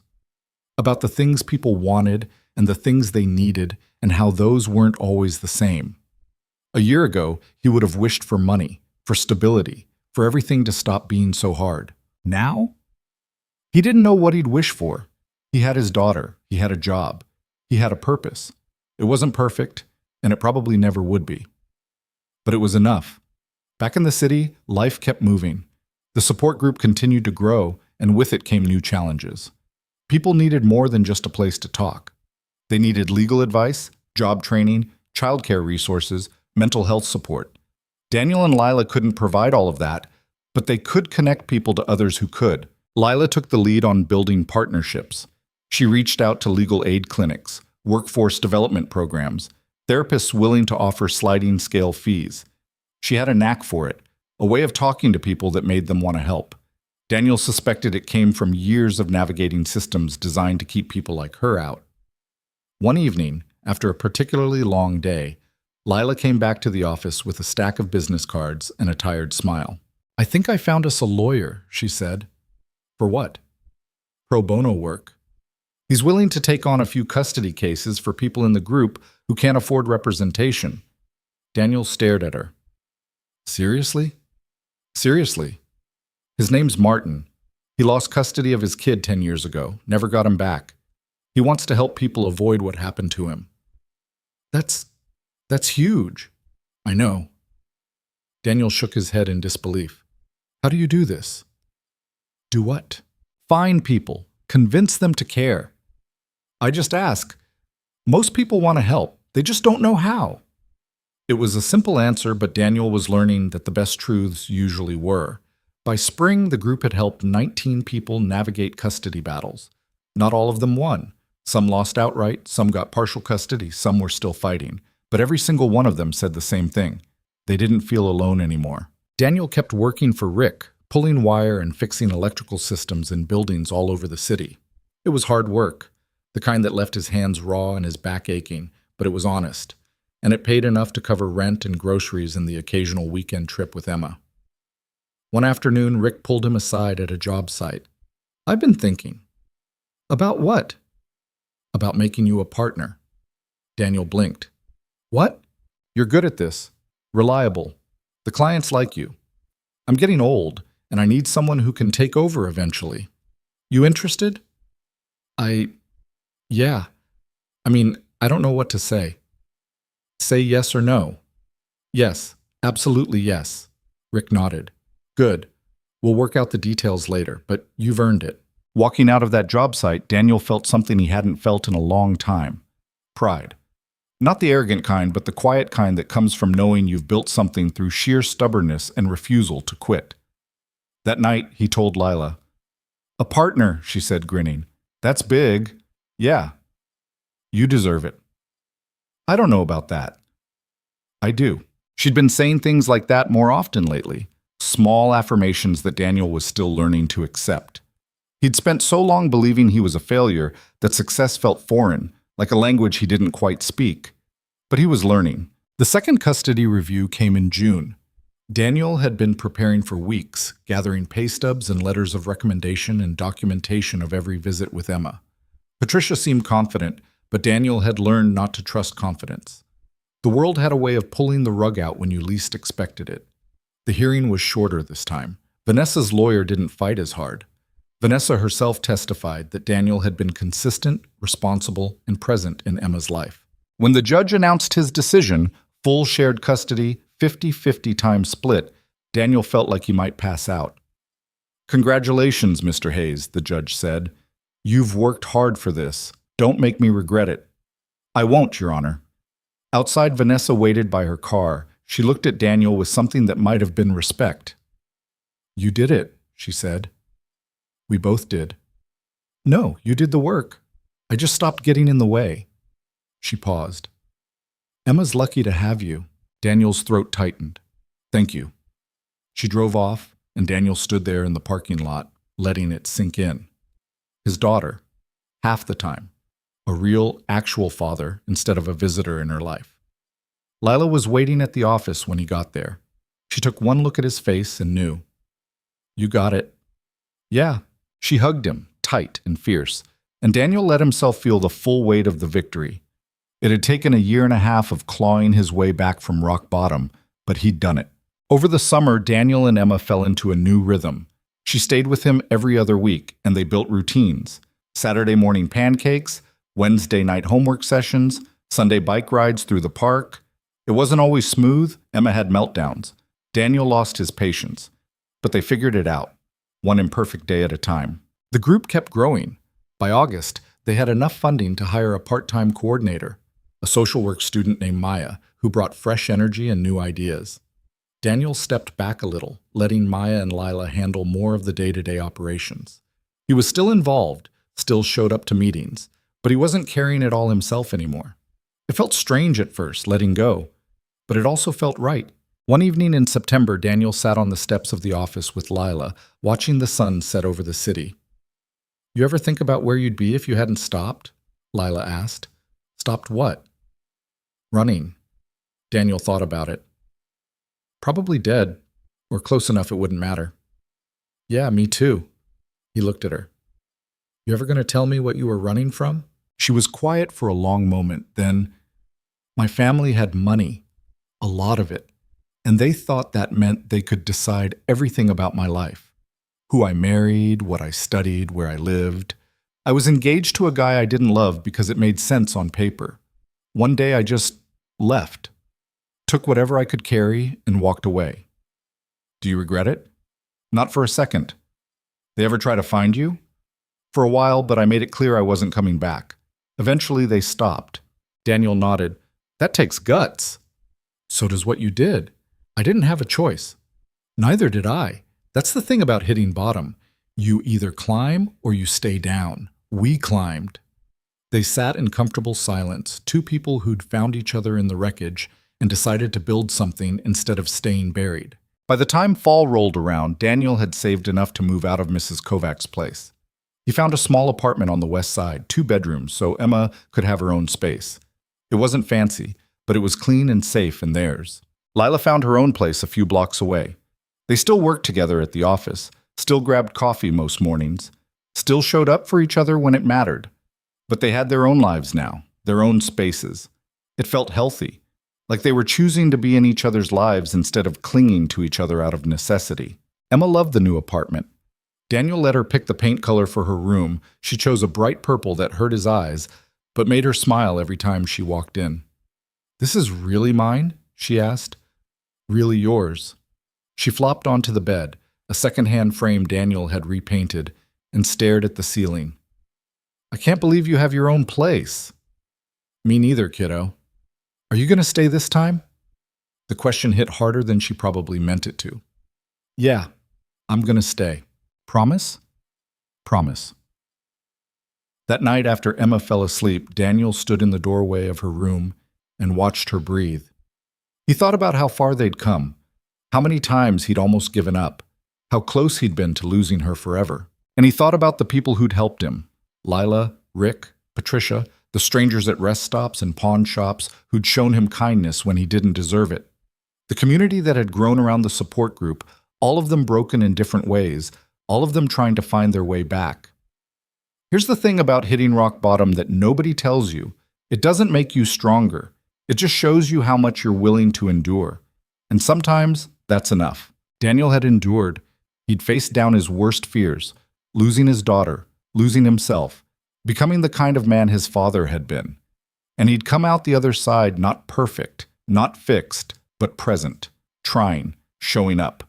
That was the real work, not the grand gestures or the dramatic turnarounds, just the daily choice to keep going even when it would be easier to quit. The support group celebrated its one-year anniversary in November. They threw a small party at the office, pizza, cheap wine, a cake that Maya had decorated with clumsy frosting letters that said, "We made it." People told their stories. Angela talked about how her kids were thriving now, how she'd been sober for over a year. Marcus showed pictures of his son's recent visit. Ruth shared that her daughter had completed rehab and was working on rebuilding their relationship. Daniel stood at the front of the room and looked at the faces around him, people who'd walked in broken and were slowly piecing themselves back together. "I'm not good at speeches," he said, "but I want you all to know something. A year and a half ago, I thought my life was over. I thought I'd lost everything that mattered. And then I met someone who showed me that asking for help wasn't weakness, it was survival. So I asked, and people helped, and now we're here, helping each other." He paused, feeling the emotion rise in his chest. "None of us are perfect. We're all still figuring this out, but we're doing it together, and that matters." The room erupted in applause. Lila caught his eye from across the room and smiled. Later, after everyone had left, Daniel and Lila cleaned up in comfortable silence. "You know what I think?" Lila said, tossing paper plates into a trash bag. "What?" "I think we actually did something good here." "Yeah, I think we did." She looked at him. "You ever think about what comes next?" "Sometimes, but I'm trying to just focus on right now." "That's probably smart." They finished cleaning and locked up the office. Outside, the city was quiet, the streets empty except for the occasional car passing by. "You want to grab dinner?" Lila asked. "Yeah, I'd like that." They walked down the block together, two people who'd found each other by accident and stayed by choice. The conversation drifted from work to Emma to nothing in particular, the kind of easy talk that comes when you've stopped trying to impress each other. Daniel thought about the journey that had brought him here, the desperation, the fear, the moments when giving up seemed like the only option. He thought about the van, the highway stretching west, the belief that running was the same as surviving. He'd been wrong about that. Survival wasn't about running, it was about stopping, about turning around and facing the things you were afraid of, about asking for help and accepting it when it came, about showing up day after day, even when you felt like you had nothing left to give. It wasn't easy. Some days it still felt impossible, but he was here. Emma was here. Lila was here. The group was here. All of them broken and healing and trying, and that was enough. Because here's what Daniel had learned. Life doesn't wait for you to be ready. It doesn't care if you're scared or unprepared or convinced you're going to fail. It just keeps moving, and you either move with it or you get left behind. He'd almost been left behind, but he'd grabbed onto something, a stranger's kindness, a daughter's love, a community of people who understood what it meant to fight for the things that mattered. And he'd held on. And now walking down a quiet street with someone who'd become more than a friend, with a daughter waiting at home and a future that wasn't perfect but was his, Daniel Hayes finally understood what it meant to stop running. It meant being present, being honest, being willing to fail and try again. It meant showing up not because you had all the answers, but because someone needed you to. It meant being human. And for the first time in a long time, that felt like enough. The grant money arrived in December, just before the holidays. $5,000 deposited into an account Daniel and Lila had opened specifically for the group. It felt surreal, seeing that number on the screen, proof that someone believed in what they were building. They used the first chunk to rent a small office space above a laundromat on the east side. It wasn't much. 2 rooms with water-stained ceiling tiles and windows that didn't quite close all the way, but it was theirs. A place people could come to without worrying about taking up space in Mrs. Kovach's living room. Lila painted one wall a pale blue. Daniel installed better lighting. They bought folding chairs from a church that was closing down and a coffee maker from a thrift store. By the time they were done, it looked almost professional. Almost. The first meeting in the new space had 30 people show up. Some were regulars, others were new, drawn by flyers they'd posted around the city or word of mouth from people who'd been helped. Daniel stood at the front of the room and looked at the faces staring back at him, waiting for him to say something profound. He didn't have anything profound, so he just told the truth. A year ago, I was sleeping in a van with $17 to my name and a court date I was terrified of. I didn't think I'd make it. I didn't think I deserved to, but someone gave me a chance and I took it, and now I'm here, and so are you, so let's figure this out together. It wasn't poetry, but it was honest, and that seemed to be enough. Angela stood up. She'd gotten her kids back 2 months ago, supervised visits that had turned into weekends, then into shared custody. She looked healthier now, steadier, like someone who'd found solid ground after years of drowning. I just want to say thank you, she said, her voice shaking slightly. I don't know where I'd be without this place, probably still lost. So thank you. Others echoed her. Marcus talked about how he'd driven 12 hours each way every other weekend to see his son, and how the advice from the group had helped him navigate an interstate custody battle he eventually won. Carla shared that she'd started taking night classes, trying to build a better life for when she finally got more time with her daughter. Listening to them, Daniel realized something he hadn't quite grasped before. This wasn't about him. It had never been about him. He'd just been the first one desperate enough to try, and Lila had been stubborn enough to make sure he didn't quit. But the group belonged to everyone who walked through that door looking for help. After the meeting, Lila found him standing by the window, looking out at the street below. You okay? She asked. Yeah, just thinking. About what? About how none of this was supposed to happen. I was just trying to survive. That's how most good things start. He turned to look at her. You ever going to tell me your story? The real one? She smiled, but there was sadness in it. Maybe someday? Fair enough. She moved to stand beside him, both of them watching the traffic crawl past. I've been thinking about something. What? About staying. Daniel glanced at her. You're already staying. I mean really staying, not just crashing on your couch until I figure out my next move, actually putting down roots. What changed? I did. Or maybe I just stopped running long enough to realize I didn't want to keep running. What about your family, the people you left? Her jaw tightened. They don't own me anymore. I decided that. Daniel understood. Some things you didn't escape from. You just chose to stop letting them define you. For what it's worth, he said, I'm glad you stayed. Me too. Emma's 7th birthday fell on a Saturday in January. Daniel had her for the weekend, and he'd been planning for weeks. Nothing extravagant, he didn't have the money for that, but something special. Something that would show her she mattered. He picked her up Friday evening. She climbed into the truck. Daniel had saved up and bought a used pickup from Rick, who'd sold it to him at cost with a backpack full of overnight things and a grin that made Daniel's chest ache. Where are we going? She asked. It's a surprise. I don't like surprises.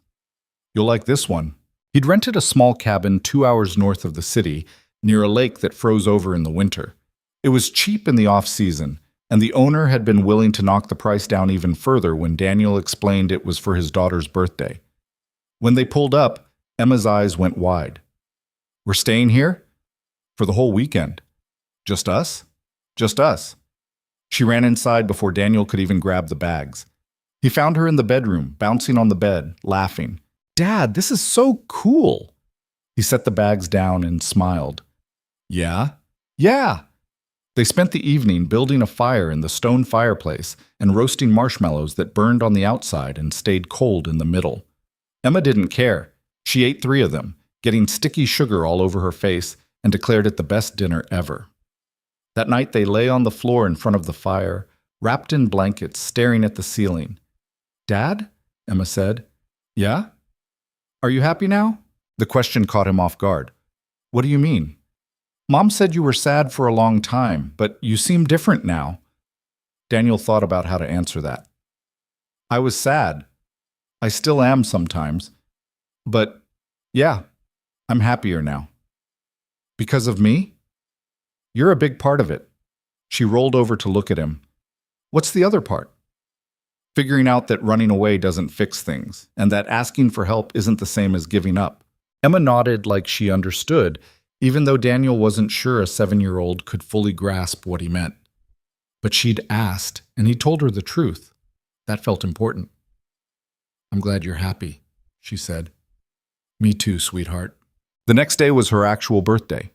Daniel made pancakes that were lopsided and slightly burnt, which Emma thought was hilarious.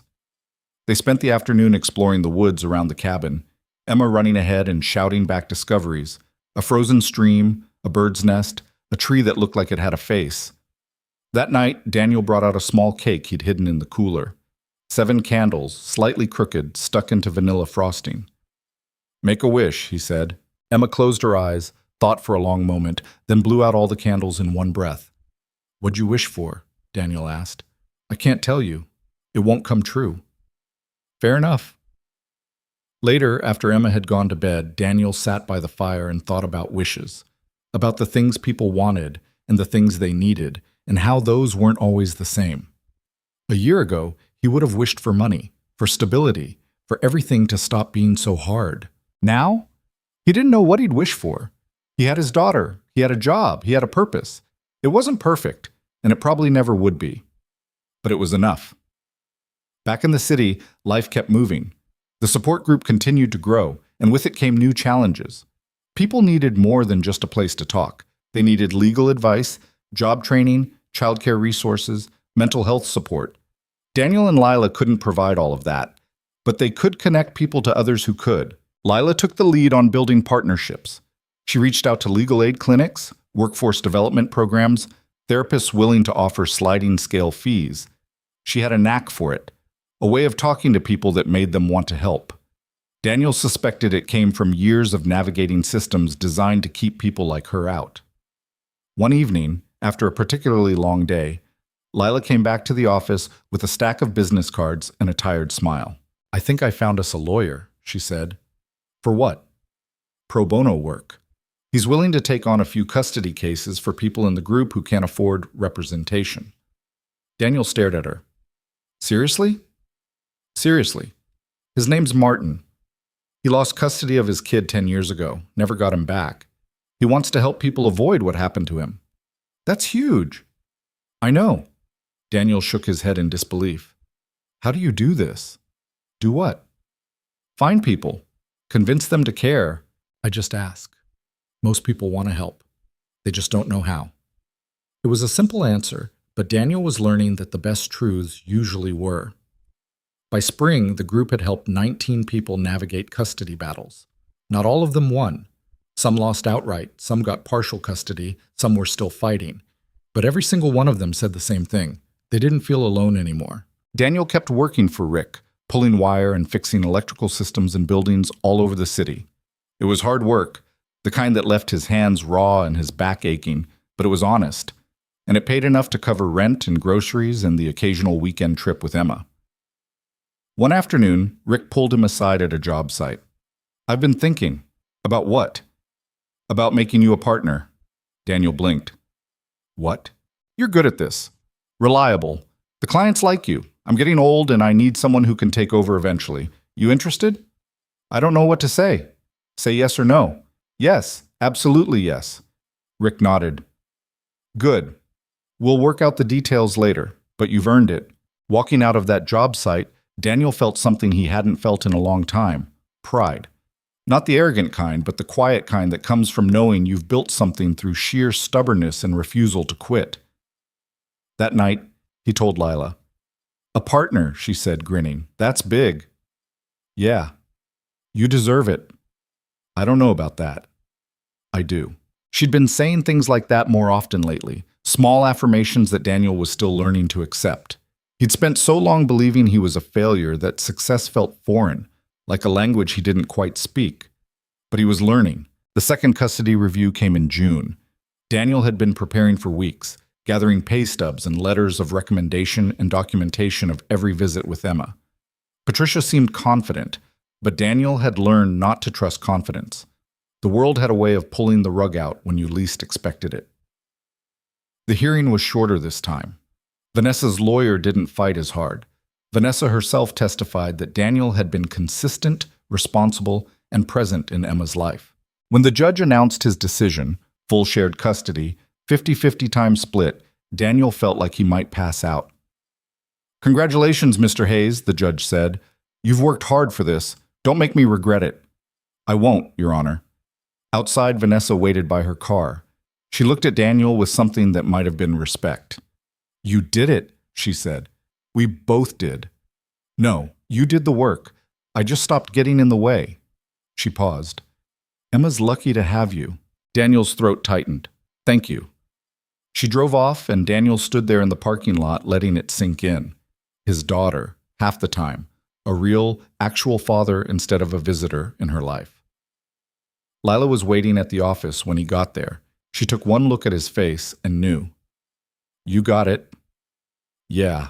She hugged him, tight and fierce, and Daniel let himself feel the full weight of the victory. It had taken 18 months of clawing his way back from rock bottom, but he'd done it.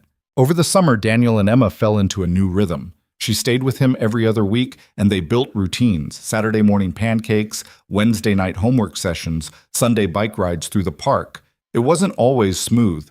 Emma had meltdowns. Daniel lost his patience. But they figured it out, one imperfect day at a time. The group kept growing. By August, they had enough funding to hire a part-time coordinator, a social work student named Maya, who brought fresh energy and new ideas. Daniel stepped back a little, letting Maya and Lila handle more of the day-to-day operations. He was still involved, still showed up to meetings, but he wasn't carrying it all himself anymore. It felt strange at first, letting go, but it also felt right. One evening in September, Daniel sat on the steps of the office with Lila, watching the sun set over the city. "You ever think about where you'd be if you hadn't stopped?" Lila asked. "Stopped what?" "Running." Daniel thought about it. "Probably dead, or close enough it wouldn't matter." "Yeah, me too." He looked at her. "You ever going to tell me what you were running from?" She was quiet for a long moment. Then, "My family had money. A lot of it.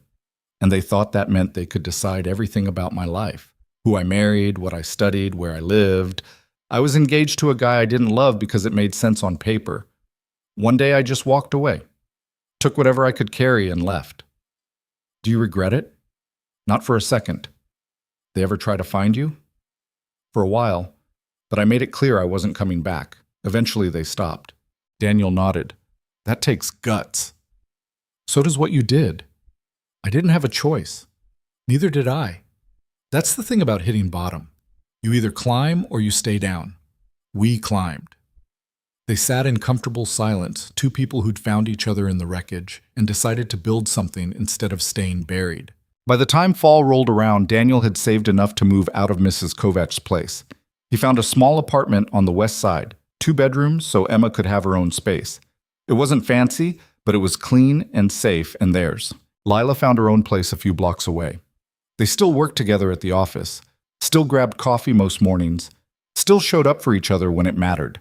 But they had their own lives now, their own spaces. It felt healthy, like they were choosing to be in each other's lives instead of clinging to each other out of necessity. Emma loved the new apartment. Daniel let her pick the paint color for her room. She chose a bright purple that hurt his eyes, but made her smile every time she walked in. "This is really mine?" she asked. "Really yours." She flopped onto the bed, a second-hand frame Daniel had repainted, and stared at the ceiling. "I can't believe you have your own place." "Me neither, kiddo." "Are you going to stay this time?" The question hit harder than she probably meant it to. "Yeah, I'm going to stay."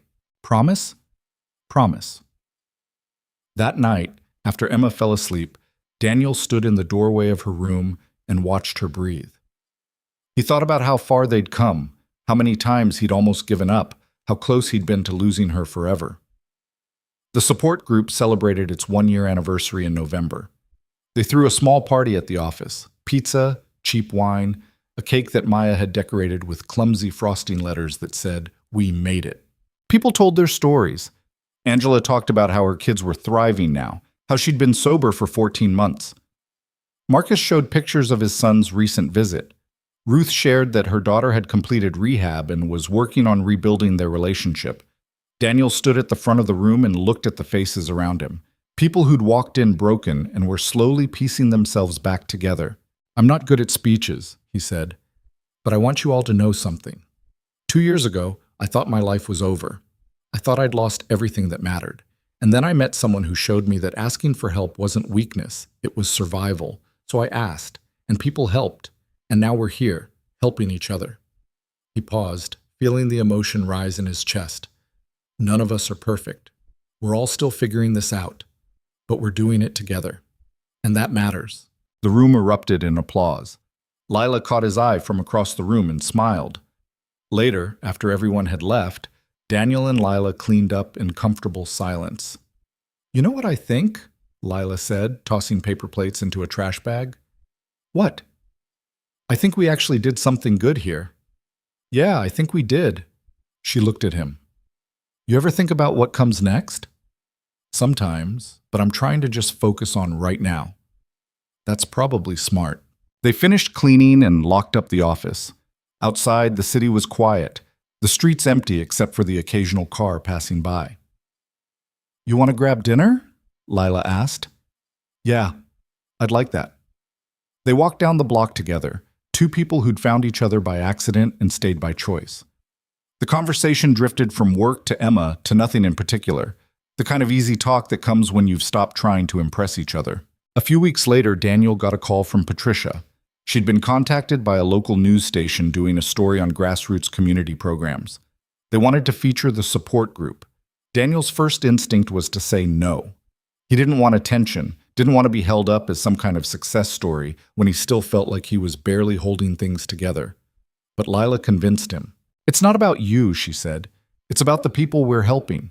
If the story brings more people in who need help, isn't that worth it?" She was right. She usually was. The interview aired on a Tuesday evening.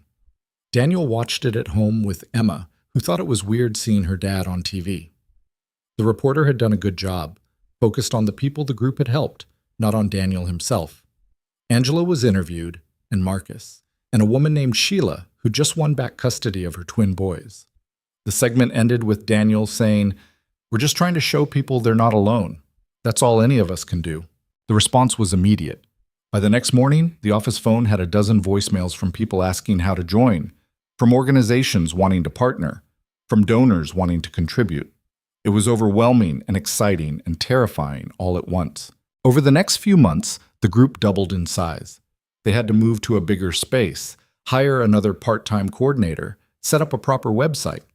Daniel found himself doing things he never thought he'd do, writing grant proposals, speaking at community events, coordinating with city officials about policy changes that could help struggling parents.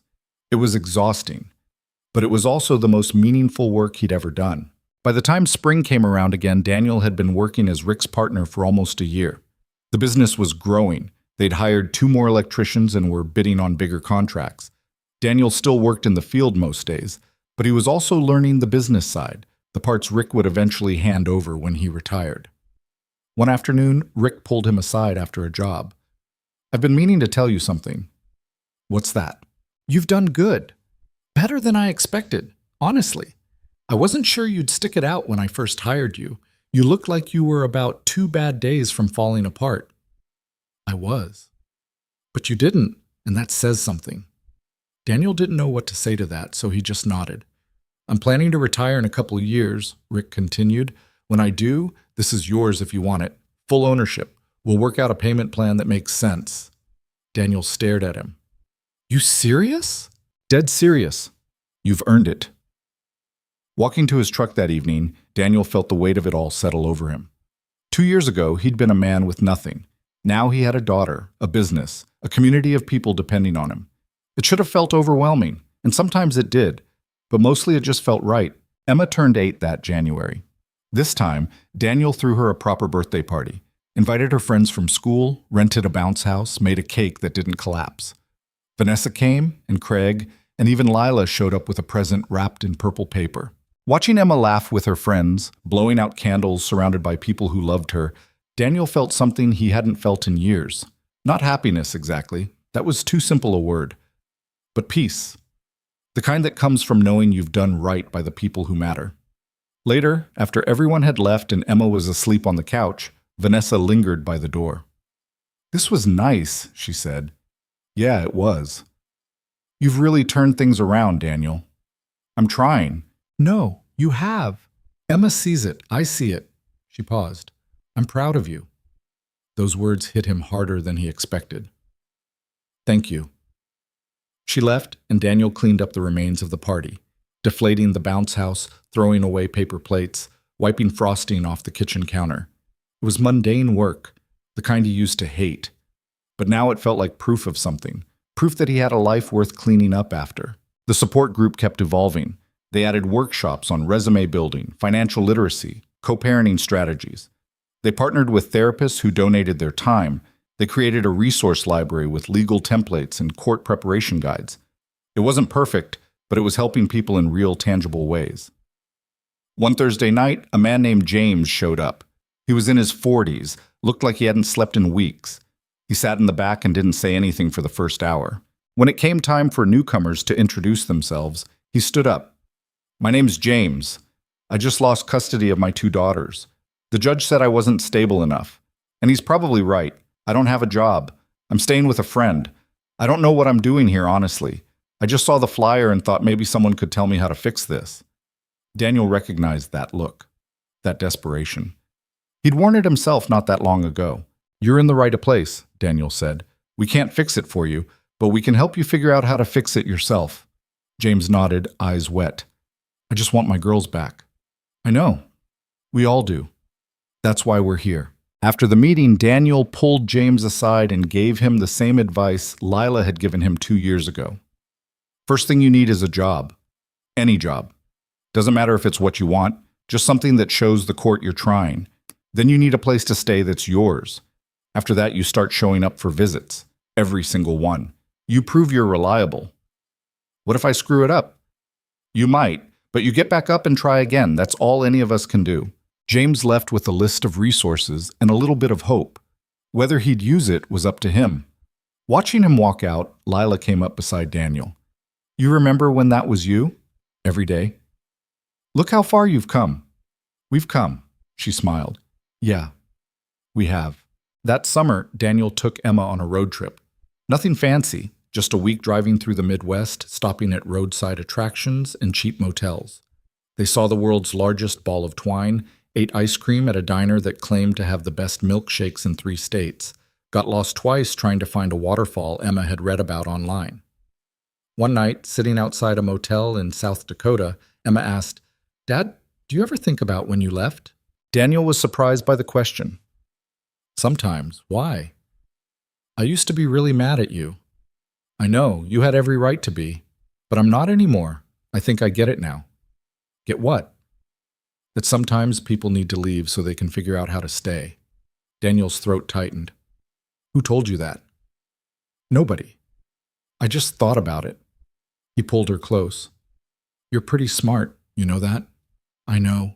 They sat there under a sky full of stars, and Daniel thought about all the roads he'd traveled, the ones that led away and the ones that led back. The difference he'd learned wasn't in the direction. It was in the decision to turn around. By the time they returned to the city, Daniel knew what he wanted to do. He called a meeting with Lila and Maya. I've been thinking about something, he said. Here we go, Lila said, grinning. What if we expand? Not just the support group, but the whole operation. What if we created a program that helps people get back on their feet? Job placement, housing assistance, legal support, all of it? Maya leaned forward. Like a one-stop shop? Exactly. That's ambitious, Lila said. I know, but we've got the foundation, we've got the connections, we've proven it works. Why not go bigger? They talked for hours, mapping out what it would take. More funding, more staff, a bigger space. It was daunting, but it was also exactly what people needed. Over the next year, they made it happen. They applied for grants, pitched to donors, built partnerships with local businesses. By the following fall, they'd opened the doors to what they called the Second Chance Center, a place where people could get help rebuilding their lives after hitting rock bottom. Daniel didn't run it full-time. He still worked with Rick, still spent every other week with Emma. But he was there when it mattered, helping people navigate the same systems that had almost broken him. And slowly, one person at a time, they were making a difference. One evening, Daniel stood in the center's main room, watching people come and go. A woman picking up job listings, a man meeting with a lawyer, a father playing with his daughter in the corner while he waited for his appointment. Lila came up beside him. "You did this. We did this. Yeah, we did." They stood there in comfortable silence, two people who'd saved each other without ever saying it out loud. "You ever regret it?" Daniel asked. "Walking away from your old life?" "Not once. You?" "No, I just wish I'd done it sooner." "You did it when you were ready. That's all that matters." Daniel thought about that, about timing and choices and the way life has a habit of pushing you toward the things you need, even when you're running in the opposite direction. He thought about the van, about the highway stretching west, about the moment Lila knocked on his window and asked if he was heading that direction.